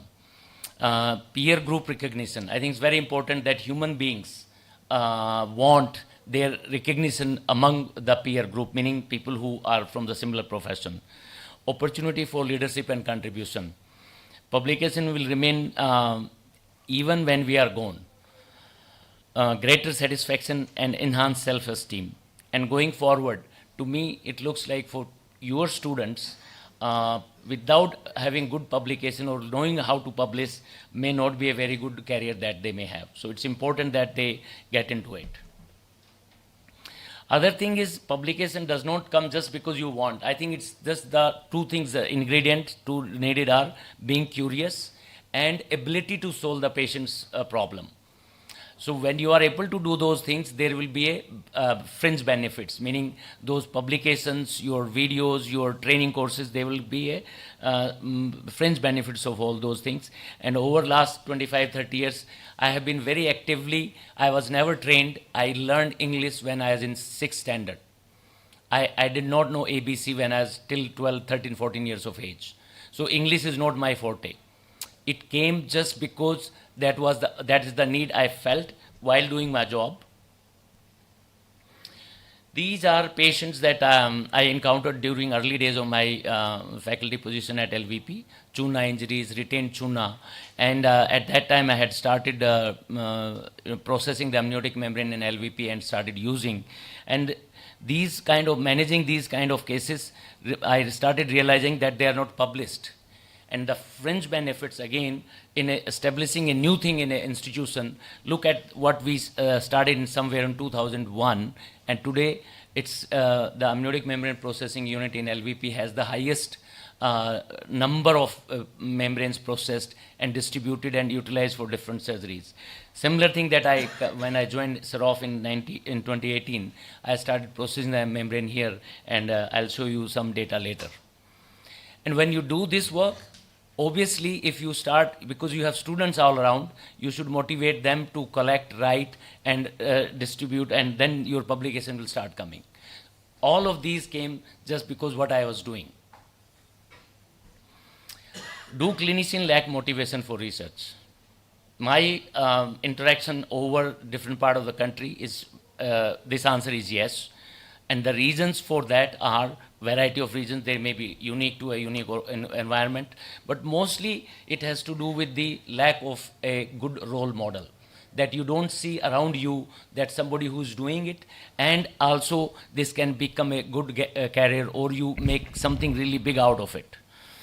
Another could be poor English language, but today if you look at it, it's no longer a problem. The dictation softwares, chat GPT, AI-based writing, most of the writing work is not really mechanical typing or knowing English. It's about your creating, and the other tools are easily available if you adapt to that. Many of the doctors complain that we don't the time constraints. I think the more paper people who write who are very busy. Those who think that they will get time for writing someday, that's not going to happen. So if you are more busy, that means and have intention, you will find time. Some people think that, okay, there's a limited or no research experience or access to resources. Just now, Santosh showed that there is a tremendous amount of resources available. Today, that cannot be an excuse. Maybe 10, 15, 20 years ago, a year ago was that the case. Don't see the value in research and publication. I think, to me, most of us or most of the teachers or students are not able to see what is the point of publication. I think the moment you realize that this is creates value, you will definitely start doing it and teaching it. Another, the surgery gives you instant gratification. So therefore, publication gives you delayed gratification. So you may not feel excited about it. Problem solving, like these patients, very complex, very difficult. And early on in my career, I decided that I would like to focus on solving some of these problems. So Steven Johnson and its squall on the ocular surface was something that I started treating, learning, and then teaching others. So like doing a mucous membrane graft is a very important skill to be acquired, not only by doctors who specialize in the oculoplasty, but also for the cornea specialist. And once you are able to do, then you may encounter patients who are totally bone dry. So developing solutions, like we started learning MOOKP, and then started doing it, then realized that it is not very helpful in patients like such dry eyes. Then we started thinking, okay, can we do this K-Pro under mucous membrane graft? And we started doing that, then realized, okay, the mucous membrane grows, and then solve the problem of designing the concept of LVP K-Pro, which is a simple design from the Oro lab. And while doing all these things, then you get, do you have to do MOOKP? Because it's a very complex surgery. So we started comparing our outcomes of MOOKP versus Oro K-Pro, LVP K-Pro. And we published a large series with 5-year outcomes, which showed that LVP K-Pro performs very well and as good as or better cosmetically than MOOKP. Then it proves the point that maybe this is a better surgery, and all average cornea surgeon can incorporate the surgery in their practice. Similarly, cataract surgery in Steven Johnson was when I started, there was hardly or there was no publication. And when I asked my seniors what to do about it, they said this is Pandora's box and you should not touch. But I felt that that doesn't make sense, because these patients, whatever they are can see, maybe that is the only chance they had. So I started doing those surgeries and then started publishing. Now, when you look at the literature, there is from our country, there is a good amount of literature on this particular topic. So how you can improve your research acumen? Being curious and asking questions. That is the fundamental, and not just answering them mentally, but actually answering and cultivating that habit, which all of us had as a child, but probably have lost that skill. Prioritize your research, meaning that allocate on daily basis or weekly basis some time for research. Better and efficient time management. Delegate tasks and collaborate within and outside your group. Use technology. Seek institutional support, especially, there may be a problem. Now all journals ask publication fee, so you need to create some resources for that. Plan ahead and seek mentorship, and inspire yourself and others to do something beyond clinical practice. So one example of collaboration is that I have been collaborating with a group in Sweden and Canada for many years, since 2006. We developed a bioengineered liquid cornea, first a solid cornea for which we have patent and publications. Then came up with this. From that work, came the idea that liquid cornea. Can we, like SLET, can we do bioengineered cornea on the surface of the eye itself, rather than making in the lab? So that work is still going on, and hopefully this year or early next year we'll do human clinical trial after DCGI and FDA approval. And all of these things will generate more publication. So it's not about publication, it's actually doing work and solving problems. Another way of which it comes easy to clinician is clinical trials. All clinical clinicians can do clinical trial, whether in practice or institution, provided they are willing to learn and adapt to the new environment. And I had started doing in 99 and have done so many clinical trial, and I think it enriched and enhanced my clinical acumen, and it made me far better clinician than what I would have been otherwise. In last few years, since I shifted from LVP to Delhi, we established stem cell lab and a liquid cornea lab here. We have started PhD program last year. We have 5 PhDs along with the Manipal Academy of Higher Education, and 5 PGs for translational research. They are not in basic sciences or anything. Developing collaborations, clinician scientist program. 2 ways we have started, one for the faculty and one for the fellows. So as a requirement, we take one cornea fellow who spent 6 months only in the lab and learning the lab procedures, culture methods, cell cultivation, lab techniques, and that is part of their curriculum. A dedicated translation research focus for all our work, and we have also established an audiovisual unit and also the amniotic membrane processing unit at Sarof. So in summary, get into the habit of doing good PubMed search, just to know what is available and what you want to do. Start subscribing table of contents of good journals. If you don't have time to read the journal, at least read the content, and then you can go back to the article. Use social media to enhance your skills. It can be very effective medium, because that's something that all of us are hooked to. So Twitter can be a very important tool for you to learn and collaborate with people who do similar work. Good clinical images, if you start taking, it can be a good source for your publication and future atlas. Pay attention to documentation and notes, and you can use your phone. Not necessary that you have to have imaging system. That will help you to organize much better. The smartphones are such a efficient tool, a machine that you have in your hand. Surgical cases, techniques, interesting cases, all of these can be very good for writing. And equip yourself in technology and research for publication. That will enhance your effectiveness. Thank you very much. Thank you, Dr. Arvind Sangwan, for excellent presentation. I think it will stimulate a lot of people to go into the publication, and which is, of course, I think very tough for many of us, including myself. So I think I should have met you earlier. But अभी भी बहुत time है sir, कभी late नहीं होता. So let's hope I do what you are telling me, and let's think that may be the agenda for me for coming few years to how to publish. And now I invite Dr. Namrata Sharma, and you know that our publication runs into more than 400, 500. I think she has already reached the 500 publication, and she is more into the research. So progress by research, how to incorporate research in residency programs. That is what she's going to talk to us. Thank you, sir. And there is going to be an overlap because I think Dr. Sangwan and myself, we share the same ideology and have gone through almost a similar course. Much of it is going to be from my own experience as a resident and now as a faculty and unit in charge in RP Center. Because I think these things, they are given on the internet, but when you sit and make a talk, like Dr. Abhijit Kaur also said, that basically these things are not written anywhere and they come more out of your experience. So I think during your residency, there are options for research. Something that is compulsory is MD thesis, which everybody has to do.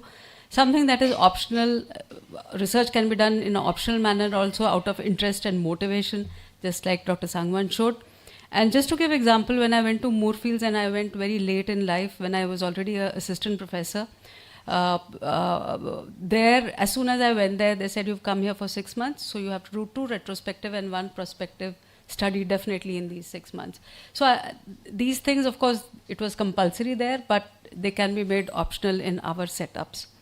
Now, whatever you may say, there are charitable institutes, practitioners, corporate hospitals, group practice, etc., etc. Once people become established and well established, after a particular level or after a particular period, everybody wants to publish. And there are several examples of those when, you know, they would take time to establish those corporate hospitals and institutes, but after a particular level, they would start hiring people or residents or junior faculty who are good in writing and who can carry forward their research, or even take people who can take care of their academic and research activity. So whatever you may say, whether you like it or not, I think that instinct is there in everyone.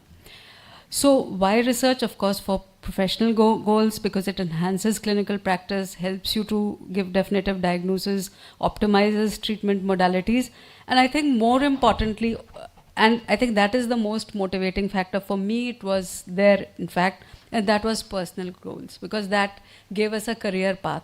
To get into RP Center, you had to do publications, and to then get promotions, you had to do publications after intervals of time, whether 3 years or 4 years. So if you see in our graphs, and Praful is sitting here, I'm sure he'll agree with me, that during just 1 year before our promotions are due, there's a surge of publications, because you have to show something over there. Suddenly you're looking for projects here, there, helter-skelter, you know, and submitting projects, trying to get approvals, and of course for our promotions. Now, clinician scientist is an entity which is now really developing, and that is basically the translation between clinical practice and research.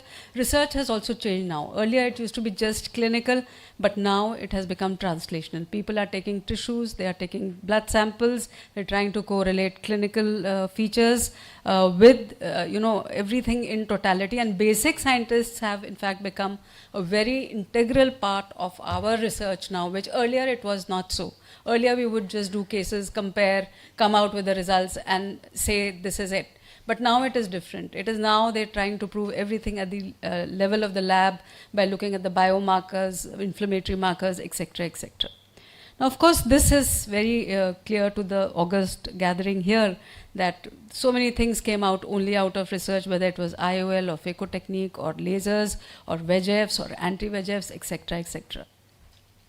Bright side is, it is intellectually rewarding, emotionally satisfying, and provides direct and indirect benefits to patients and society. Even at this age and stage, if I see a publication of mine with my own name, I feel very happy about it. I mean, that's for children to be happy, but you know, even at this stage it happens. So I think that is what gives you happiness. And the flip side is, of course, it's not easy to do. You have to find sometimes support for mentorship training. Then you have to find support for research funding.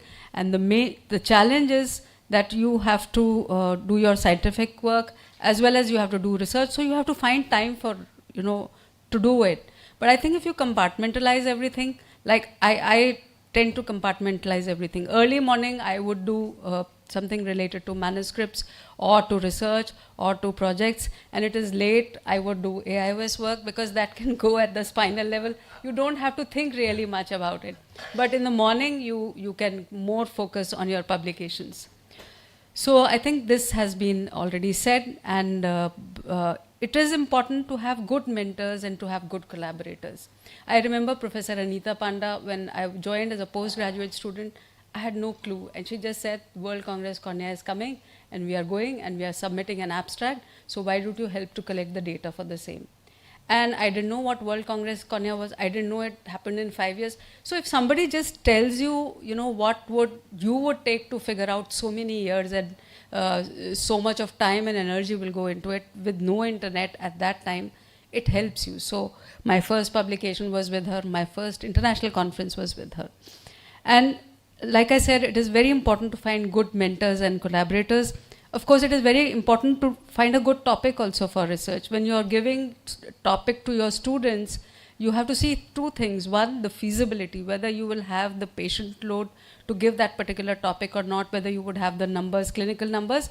And the second thing is whether it's doable. And I think very important, which I have realized now over a period after getting so much of experience with the thesis students, is you have to know whether that student is capable of doing it or not, or whether that student has the attitude to do it or not. Sometimes you give very tough things and the student is unable to do it. So in between only you have to change the topics. So I think the aptitude and the gauging that whether that student can do that particular topic or can carry that forward or not is very important. Of course, like any research that you would do, you have to calculate the sample size and then you have to execute the research after consulting the statistician, and then you have to publish. Now, publication could be anything. It could be a letter to editor, it could be a case report, it could be even surveys, it could be randomized control trials. So this is just to show how from the beginning you come to the end. I mean, in increasing order of, you can say, severity, or increasing order of what has maximum value. The RCTs are the one which have maximum value. But of course, at the level of the residents, even if they do a case report or letter to editor, that is good enough.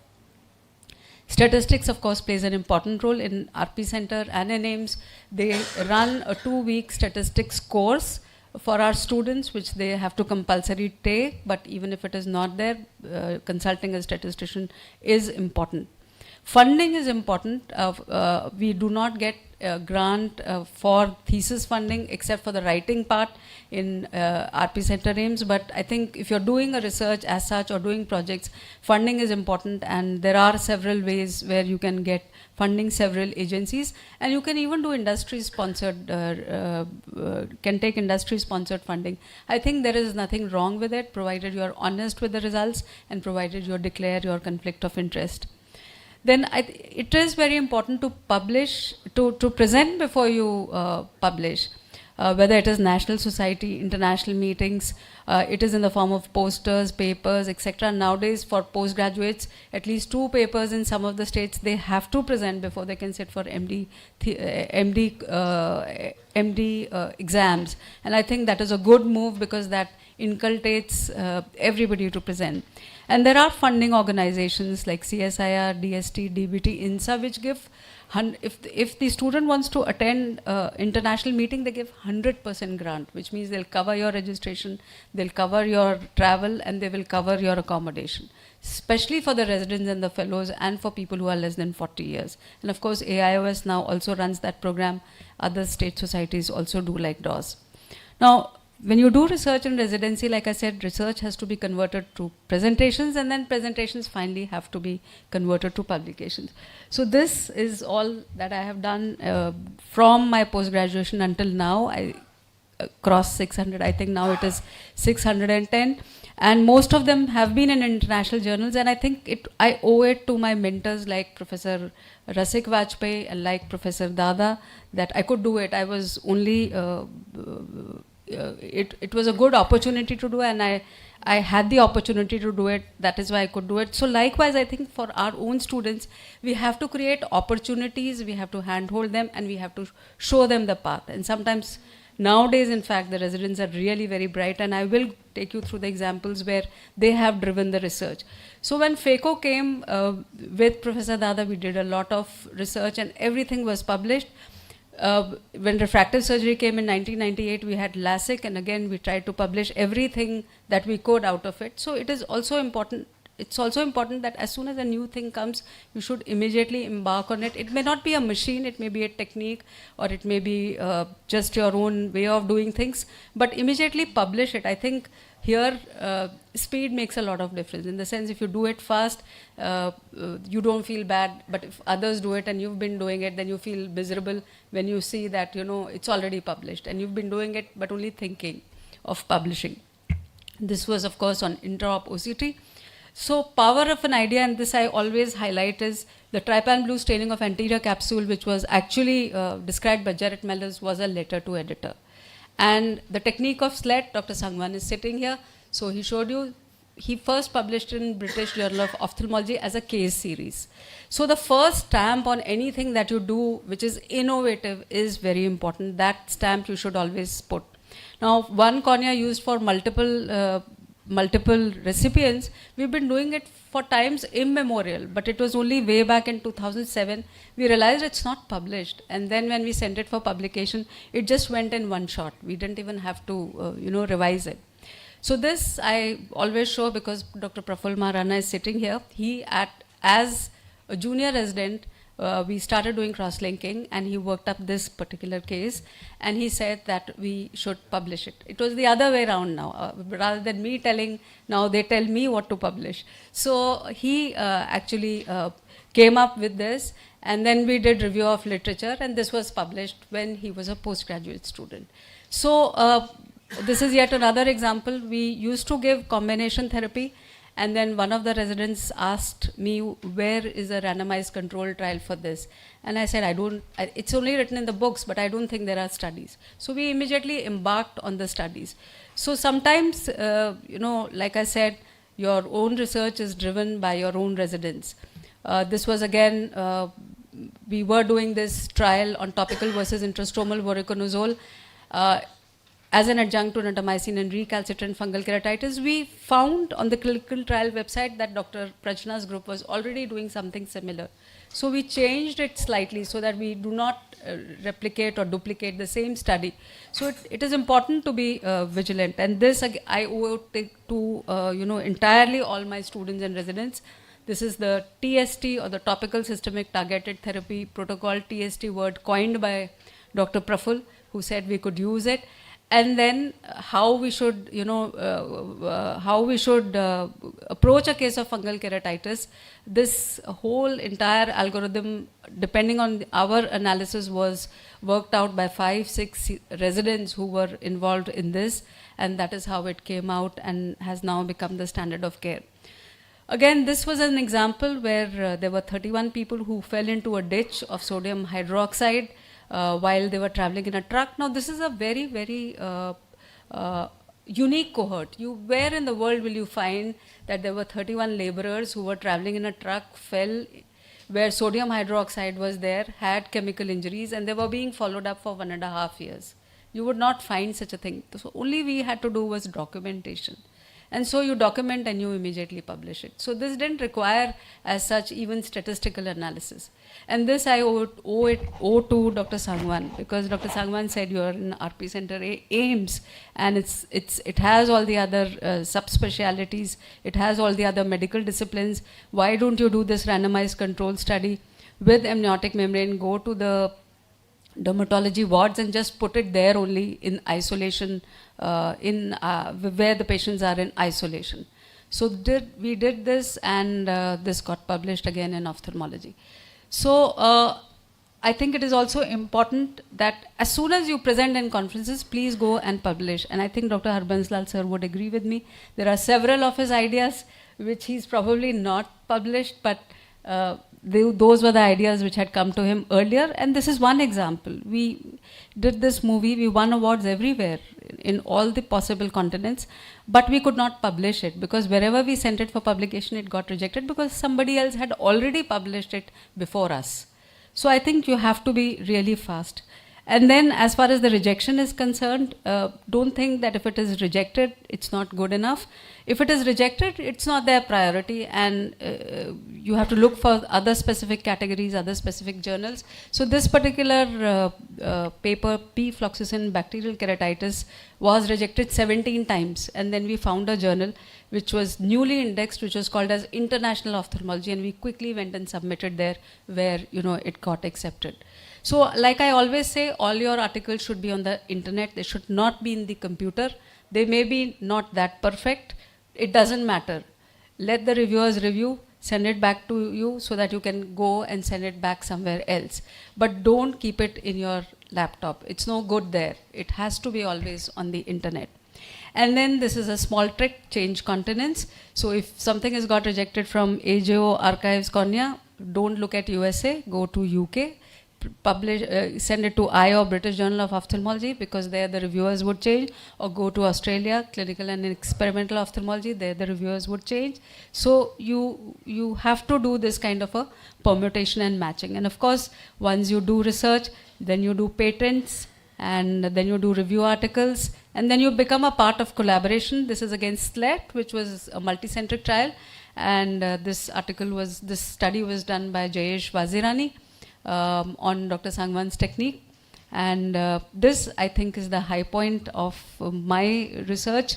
I started my career as keratoconus. My thesis was epikeratoplasty and lamellar keratoplasty in cases of keratoconus. And this we published just last year, bioengineered corneal tissue for keratoconus, a biosynthetic cornea. This got published in Nature Biotechnology, which has an impact factor of 68.1.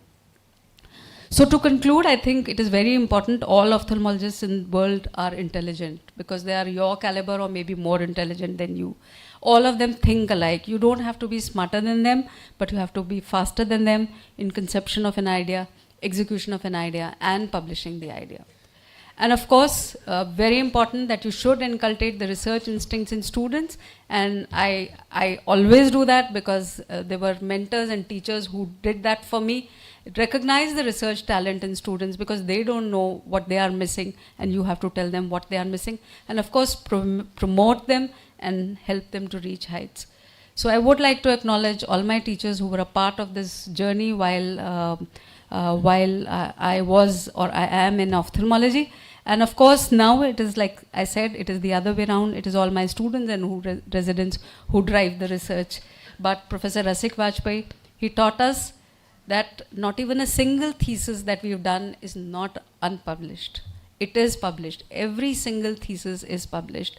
Professor Anita Panda, Professor Dada, Dr. John Dart, who taught me that after a particular time, you can't be doing everything, and you have to focus your research to 2 or 3 areas only, and it cannot be, be covering everything. And of course, Professor J.S. Tityal, who's been very supportive. So thank you very much for your kind attention.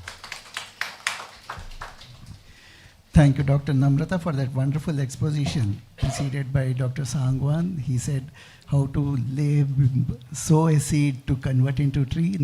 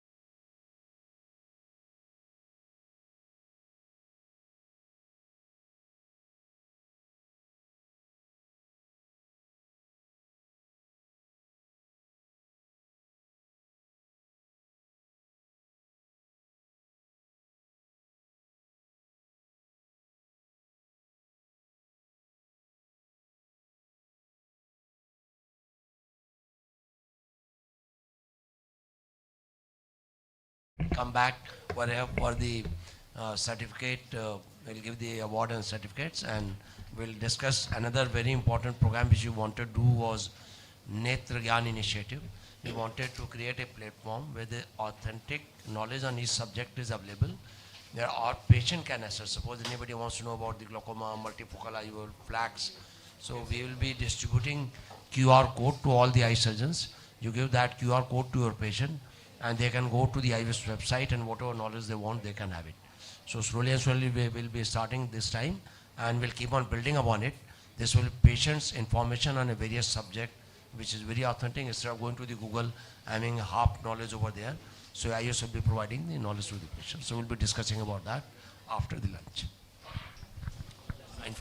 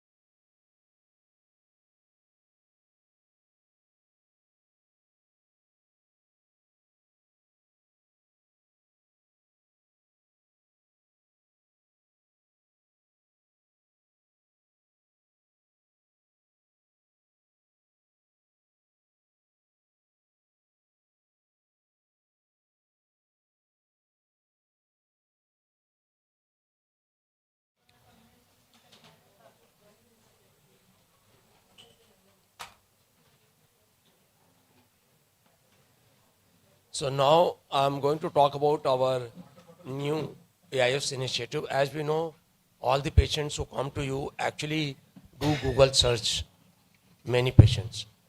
And in a Google search, sometimes you get a right information, sometimes you get a totally commercial information, and sometimes there are so many confusing informations available over there. And it also takes a lot of your chair time. If suppose you want to explain to the patient what is glaucoma suspect, so it takes, you explain them why you are suspecting glaucoma in them, and for how long they have to be under follow-up, or what are the treatment options available, when to go for surgery. So all those things we want. On every subject, there should be authentic patient's information available at AIOS website. So if any patient comes to me, I have diagnosed him for something, and then I give him a QR code which is displayed outside in my clinic. They can take that QR code, go straight away to the patient's website, what we have called as a Netragyan, and over there they can read about the topic themselves, so that your table time is reduced and they get more authentic information. Sir, regarding the different languages, sir, because we are a diverse country. So first will be, of course, starting with the English, and then it will be translated into various languages. So first we'll start with the English, and because the time is short, and I'm sure this will take some time. And in fact, I wanted to hire a animation, the one who can make diagrams animation for the iOS, and not be able to pinpoint a person. You have written something, and we don't want to have a copy and paste from the other internet sources. Even for our GuruSangam, I wanted, if you want to have something drawn, it should be, you send us to the rough copy. iOS make a fine, very good animation and a diagram, we'll send it back to you. So we want to have a person hired in iOS which will make diagrams for all of us. So in this, once the initiative starts, we'll keep on building upon them. And ultimately, we want everybody should take the pictures and images from us instead of we taking from somebody else. And being in India, where these things are much more economical to do, and just he has to make layer-wise layer diagrams, keep it in his inventory, and whatever you want, he makes it for you. So this is the another step forward. But we want to have the beginning now. Of course, it needs much more time, much more energy, and far more organized. But once we start, I think another year or two, this will be excellent platform. So for everything, even for the dynamic ebook, many of them have written chapters, but there are no diagrams. So we like them to really augment with the diagrams and the videos, whatever is required. And even in the future, all of us, those who want for any presentation, they want those diagrams to be made at AIUS at a nominal cost, we should be able to create those diagrams. So we will soon hire a person who can make animated diagrams over here and on a charging basis. But this time we want to start, you can decide, Santosh had made some team. These are the team leaders, coordinators. So these are the coordinator for us, Swati Pulijale. Yeah. She'll be effective error, squint, pediatric ophthalmology. Rebecca Dimman, neuro-ophthalmology. Sahil Agarwal, oculoplasty. Prafula Kumar Maharana, cataract and refractive surgery. Tulika Chauhan, Sagrika Patel, and she talked to me and she said she will write it and will send it to us. And Tinku Bali for retina. These are the coordinators, but team has to be. So team has to be formed, and we wanted to actually invite from each field 3 people over here, but because of the paucity of time, we could not do it, and we have got to visit to so many places for deciding for our annual conferences and other midterm conferences, so there is a little bit of a time crunch over here. So we'll request these people to actually decide upon certain topics. Topics are there. Yeah, so we have Santosh has taken out some of the topics, but at the same time, the team can decide the topics themselves also. There is no compulsion to follow the 100% same topics, or if you feel there's something maybe more relevant to the patient, you are free to do so. And we will keep on adding into this.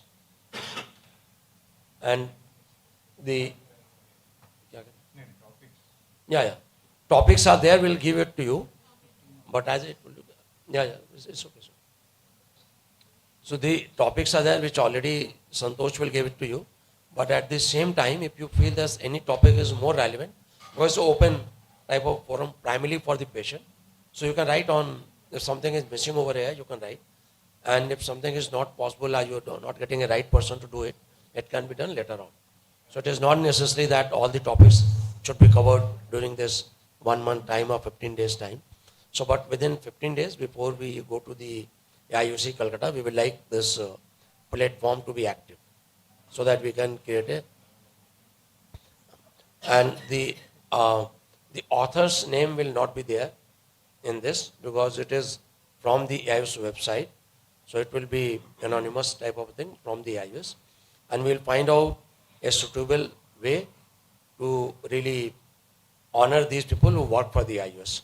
So we have not yet decided how to go about it, but soon we'll come out with a scheme how to reward them and award them in coming days. So I request all of you to please take a lead, and you are free to get back to any one of us for any help or guidance if needed. But only suppose you are writing something which is controversial, so the best is that your surgeon and doctor knows the best. So that means we are not writing, suppose you are writing about the flax, neither we are criticizing, nor we are saying you go for it. That means our views have to be very balanced. We don't want to hurt those who are doing flax. At the same time, we don't want to say if you are not getting flax done, surgery is no good. So we will not be biased about it. And we are not going to say trabeclectomy is the only option and there is no other option. Somebody wants to do micropulse laser, somebody wants to do SLT. It is the surgeon's choice. But we are giving them the options. These are the things which are available. So we have to write in such a way that there is nothing incorrect, and if we need to hide certain information which is for our consumption, we need to hide that. So that is the basic idea where average ophthalmologist understands that language, and even those who are going for whether dry eye is manageable or not, whether the tests are useful or not. So we do not overboard on this. These tests are must, but at the same time we do not negate anything. So there may be some controversial treatments which according to you may be controversial, but we just mention them that this is the option available, and we do not go into the details how many percentage of patients will get benefited or not. So those type of things initially we will write it in a language which patient can understand and without having any harm to any eye surgeon if somebody is practicing something. With this, you want to say? So we already have the coordinators here, so if you want to volunteer for a particular specialty, specialties are the common ones like refractive error, squint and pediatric ophthalmology will go in one group, neuro-ophthalmology, oculoplasty, cataract refractive surgery, ocular substance cornea, glaucoma and retina. So depending on your fields of interest, you can just give your names to the coordinators who are sitting at the back, and they will connect you with you on email or WhatsApp and take it forward. Topics are here, the 40 topics will circulate it to the entire group. And you can choose whichever you think you can work on. 1000 words, it's a short write-up, lucid English, and Hindi will get it translated. The rest of it is up to individual state managing committee members to translate to regional languages. Absolutely. You can choose alternate topic, it's fine. We'll ask them to take out a printout and we'll give it to you. I will mail you. So we'll don't have to write down. Kripal? Image is if you have neutral image, but otherwise we will have neutral image. The sense patient should have agreed to have that image on the website. So that patient's image where the patient identity is not known, face is not fully available. If it is eye image, it makes no difference. But where the full face is there and so that you can do. That you can do. That is absolute. Images will be always better, but at the same time, we don't want anything where there is a legally challengeable. I mean, so you can take from internet where there is a free from internet you can download, and then we can keep on building upon that. And we will like to have that done within 2 weeks' time. No? So this is a small write-up. I mean, they are not a very. My child has a lazy eye. Can it be treated? I will, sir. I know. So, Within 2 days. with the, so. Make a group among yourselves with those coordinators, and you can. So the thing is, this is not a very elaborate scientific publication. It's for patient. Normally, what way you talk to the patient, ये topics का print out निकाल के सबको distribute. ये जो topics है ना जो हमारे नेत्र ज्ञान के, उसके print out निकाल के सबको एक Topic और ये coordinators. coordinator. So within 2 weeks, because IFC is in the March 10th, 11th will become busy, and we want to have, it's better if you give it within a week so that before we go there, it is already uploaded, and we create a QR code, and we can put that QR code into everybody's bag kit, and they can take to their clinic and ask the patient to go to our website, and you can take the authentic information. So we'll slowly and slowly then build upon it. So Video. Short video contest. Yeah. Many of my colleagues are using videos for patient education in their clinic. No, Yeah. that videos we have 150 videos, but some of those videos are slightly controversial. So sorted out those videos. About 20 videos actually qualified to be on this. So we'll put that video in coordination with the top. So some of the videos I have viewed, some of them are good, some of them are not so good. So we will like in coming days, we are going to help you make better video also, and if required, we'll get the animation also. So we want it to be the top quality, top notch. They can be compared anywhere on the earth. If they come to the IOS website, they find the most authentic and best diagrams and the best videos. So it has to be top quality. So that is the thing. Otherwise, it will become junk. I mean, so we should have information is less, but it should be good, clear, understandable by the patient. 2 weeks. At present, we are talking of the written matter. Video will come to it later. Already video have been submitted. Yeah, video it has to be in a reel format, 2 minutes, 90 seconds.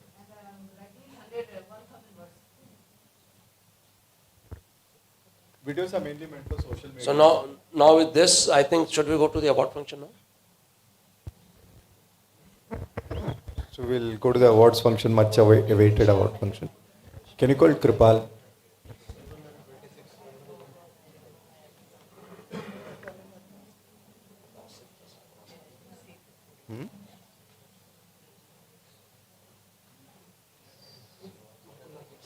I get it.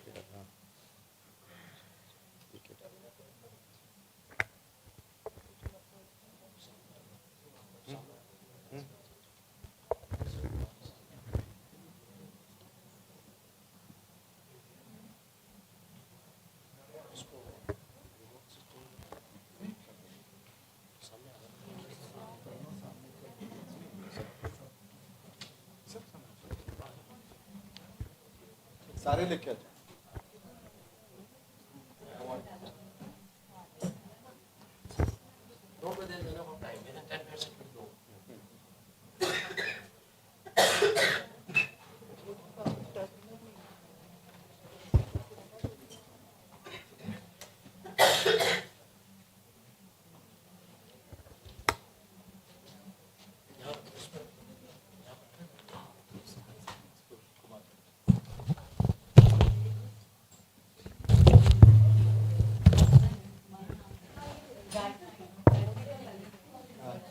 Time इधर सबका खत्म हो जाएगा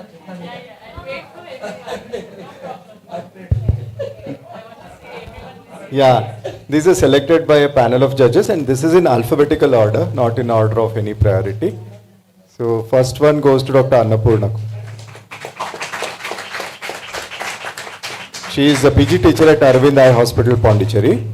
She gets the certificate of excellence for being the AIOS research teacher. It's a gold certificate. She gets two points. So out of the 36 we had this time, 7 are being awarded the gold certificate. Rest of them will get the silver certificate. So you have got the gold certificate.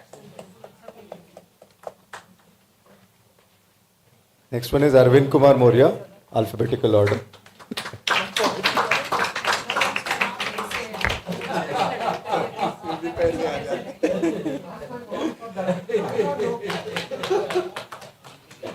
Add one more A after your.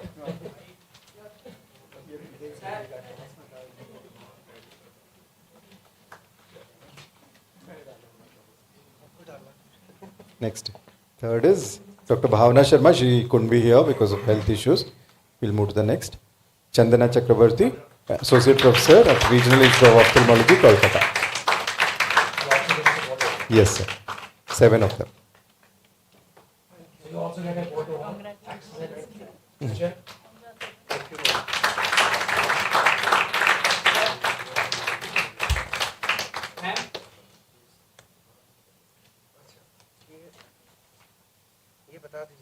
Partho Pratimdita Majumdar could not be here. We'll send it to him. Sushmita Kaushik also could not be here. Next is Umar Sridhar, Senior Consultant, Cornea and Cataract Services, Eye Care Eye Hospital, Noida. Umaji.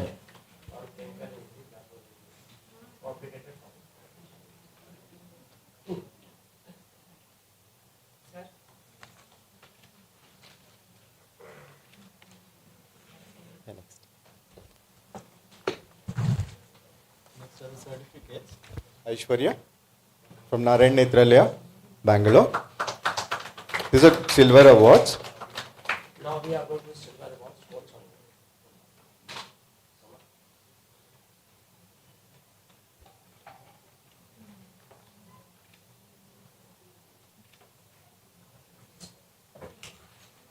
on? Archana Vare, Professor and Head of the Department of Ophthalmology, Government Medical College, Aurangabad.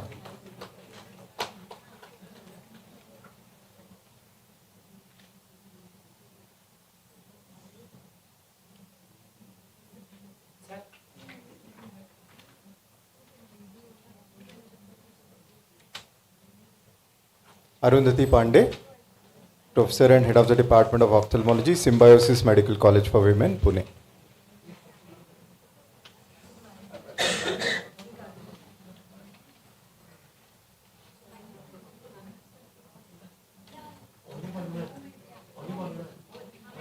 No man. Yeah.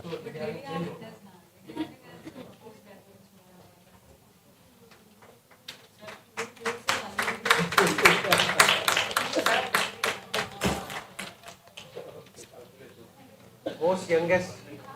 Dasri Gayatri, Geetam Institute of Medical Sciences and Research, Vishakhapatnam, Andhra Pradesh. Yeah, I will.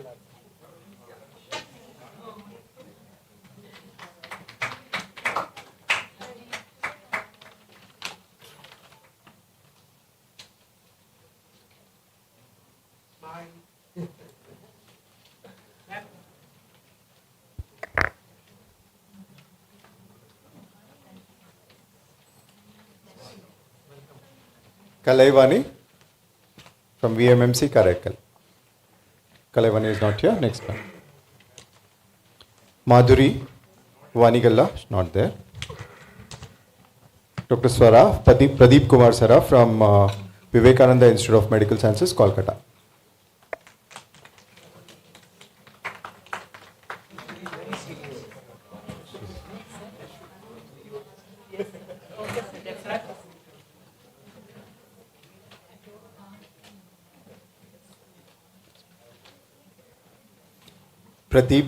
Prateek Shah, Senior Consultant, Vitreoretina Services, Kiran Multi Speciality Hospital and Medical College, Surat.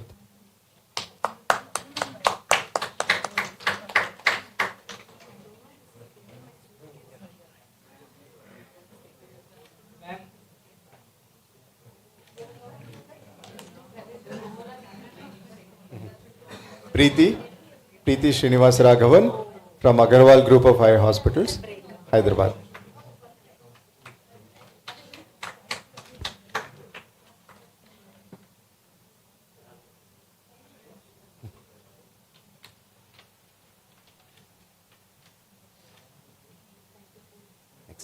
Next. Pooja Hingorani Bang, Founder HOD Ophthalmology, AIMS Nagpur.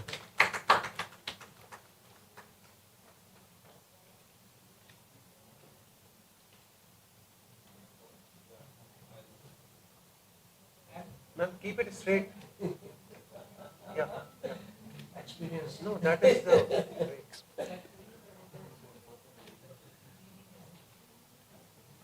army it is, so it needs to be straight. Dr. Pushpa Kumari from Ispat General Hospital, Rourkela. Yeah, please, sorry.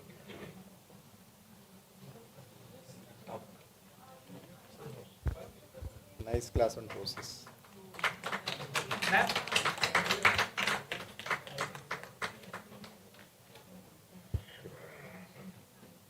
Reshma Mehta from Ashwini Rural Medical College and Research Center, Sholapur.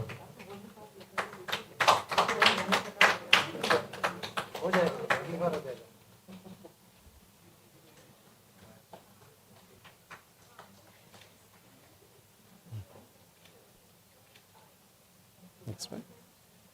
Rishikesh Mai, Consultant Pediatric Ophthalmology, Avadut Netralaya, Nagpur.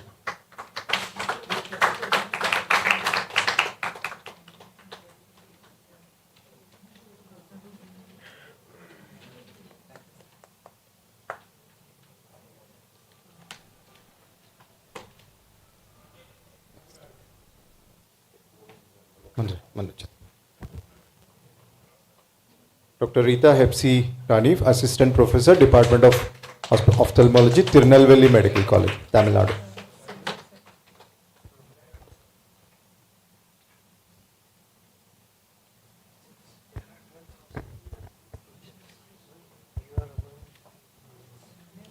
Dr. Sarita Agarwal, Professor and Head of the Department of Ophthalmology, Santosh Medical College and Hospital, Ghaziabad, UP.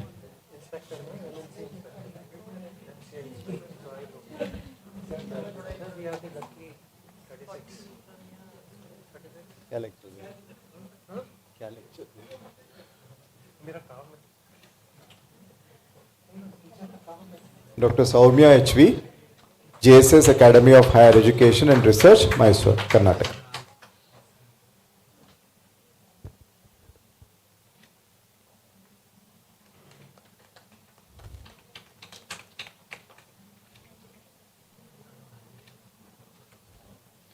Shweta Malagunda, Assistant Professor, Regional Institute of Ophthalmology, Minto Ophthalmic Hospital, Bangalore.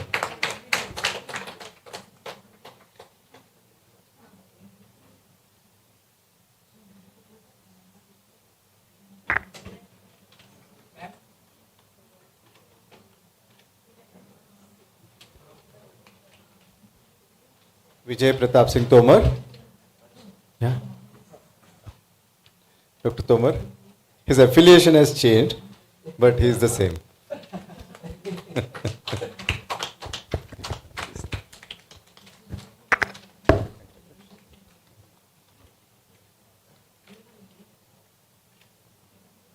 Soon it will be Tomar Institute of Ophthalmology. Hopefully, sir. Hopefully. Dr. Virendra Kumar Pal, Professor, Department of Ophthalmology, Varun Arjun Medical College, Shahjahanpur.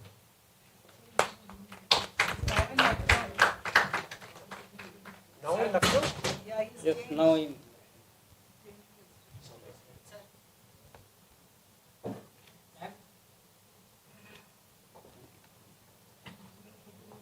Thank you so much. We thank you all and we request you all to please keep on spreading the word of the IUS headquarters, your experience over here. What you have seen, this is a beautiful building made with a lot of efforts and passion. And long time back, actually, when I was treasurer, me, Lalit visited here, there was a small building in shambles, water was leaking. मैंने ललित से कहा इसको गिरा देते हैं. कहता क्या बात कर रहे हैं, इतनी बड़ी बिल्डिंग गिरा दें. हमने बिल्डिंग तोड़ी और ये नई बिल्डिंग बनाई. At that time, I used to go and buy the tiles and everything myself to go to the market at various places. So a lot of effort this building has been made and we are very happy. At that time, we never thought how to put them into use, but I'm very happy that it is being fully utilized. And in coming days, it is going to be really very, very big resource. We hardly had any staff. Now our staff, Kipal Rana, is busy since morning 9 to 10 p.m. in the night. Hardly our staff gets any Sunday holidays or anything. But most of the time we are working.